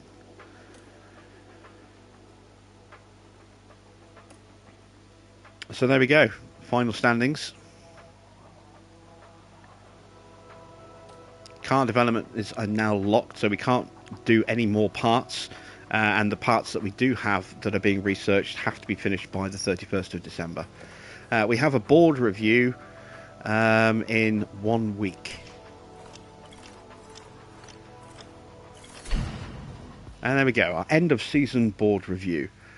Board have assessed your performance as a team principal for the entire season and have compiled the below reports. Target position was 9th, with final position was 9th, so we completed our 2022 objective. Our long-term objective was to score points in 50% of the season's races. We actually got 50% of that 50% target, so 5 of the 11 races we scored points in. Given how bad our car has been this year, that is a pretty good achievement, I think. Onto page 2. Constructors finish best performance was 9th, best driver position was 10th with Gasly. Our team rating has gone up by a point because of our drivers, but our heritage has gone down by a point, unfortunately. Team rating stays pretty much the same. Board confidence is high, so we get a bonus of 1.5 million for the job that we've done. Very nice. There's our helipad upgrade ready for next season. Pit crew performance. With the new season approaching, I wanted to give you an update on why you might be seeing a lower performance from our pit crew. Between new regulations, the pit crew getting a little rusty, and our more experienced members leaving the team and getting replaced, a performance drop between seasons is inevitable. I'll attach a report detailing the change below. You should check the pit crew training is your preferred area and change their training focus if you want to. So, you can see that our front and rear jacks have dropped by 9 points, tyre changes have dropped by 9 points, so have car releases. In fact, no, car releases have dropped by 11 points. Wing adjustments have dropped by 8. So, yeah, a little bit of a drop in performance. We're going to go back to tyre changing again, work on that. We've now got a point for Pierre. We're going to get his feedback up to 90 and then again work on his pit crew management. Drivers, still no points. Let's go back to emails. Formula 1 regulation changes for 2023. Throughout the previous year, all teams were asked to vote on proposed changes to the regulations that define the rules of Formula 1. With the new season approaching, please find the summary of all regulation changes that passed the vote and will come into effect for the 2023 season. So the cost cap has been reduced by 5 million from 141.2 to 136.2 million. You can see the minor technical changes to the chassis, a 10% reduction in airflow, middle and drag reduction, and side pods hit quite hard, a 30% reduction to middle airflow, airflow front and drag reduction. But we have been working on that.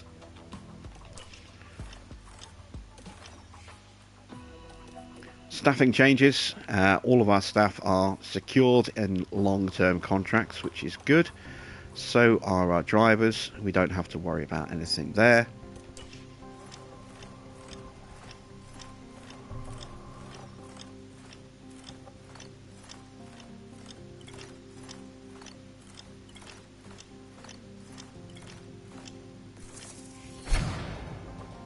Our team hub is now fully maxed out.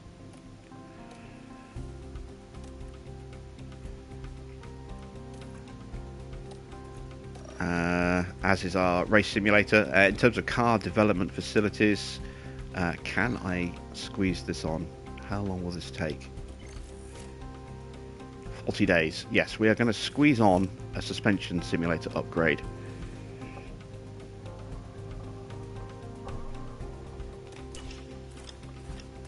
Research complete. So our underfloor completes. There we go. So we get a nice big boost there, as you can see from that research project. That'll help us out next season. Final day of the year. So our front and rear wing projects finish. The ATR period ends. And it is now time to have a look at the driver market and the staff market. So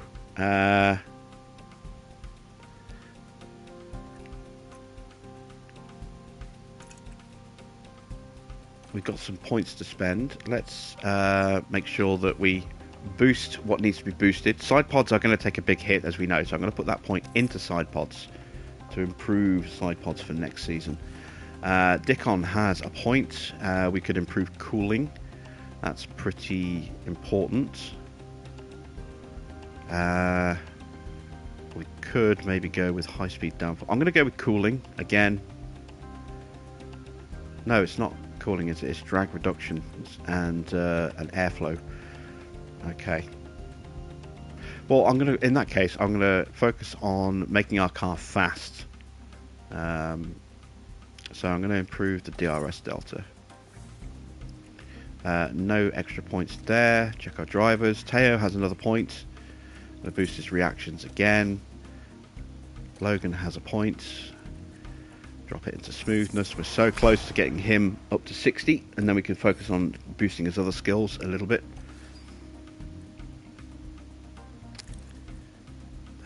Is there anybody I want to try and sign? Anyone who's out of contract is now out of contract at this point. So, in terms of a new technical chief,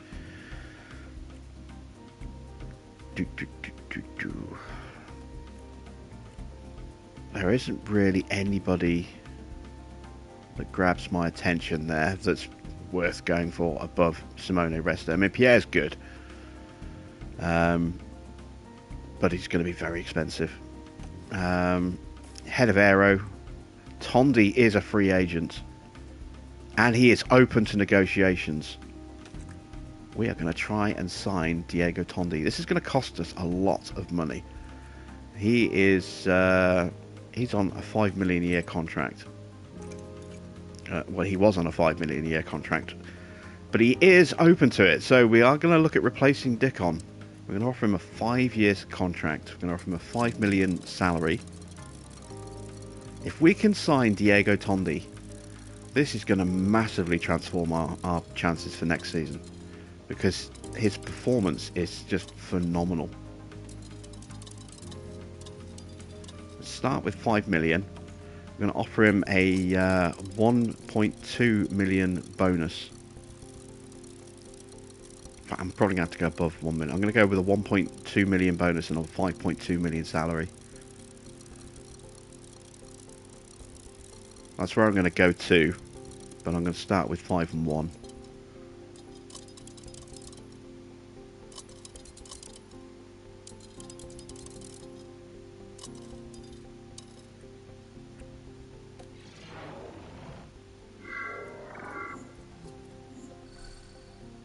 He wanted more than that, but he's happy with the bonus. He's happy with the 5 seasons. We've just signed Diego Tondi as our aerodynamicist. Ho, ho, ho, ho, ho. We have got the best aero guy in the business. Look at those stats. Almost all of them are 90 or above. He's got 88 on cooling, 89 on DRS, 89 on drag reduction. Everything else is 90 or above.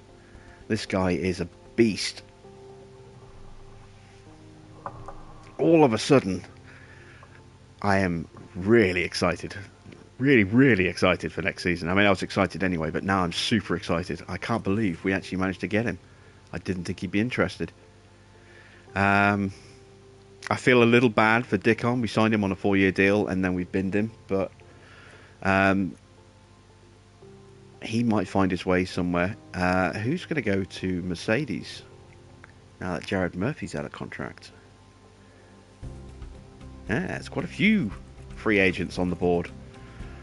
So the only team so far with an aero guy is us, Red Bull, Alpine, Alfa Romeo, Alpha Tauri. No, sorry, not Alpha Tauri. Haas, Mercedes, McLaren, sorry, and Alpha Tauri. So there's no position for Aston Martin. There's no position for Mercedes. I would imagine Jared Murphy's going to get re-signed, which means Dickon is probably going to go to Aston Martin. That could be interesting. Our former head of aero going to the competition. In terms of engineers, Marcos is out of contract at Ferrari. We're not going for him, but he's out of contract. That's interesting. Hugh Bird is the only engineer I would contemplate signing, and he is not interested. So we're not going to make any changes there. We're going to stay as we are, as I said, with Technical Chief. With this new head package here, we are going to be looking very strong for next season, I think. Very strong indeed. Right.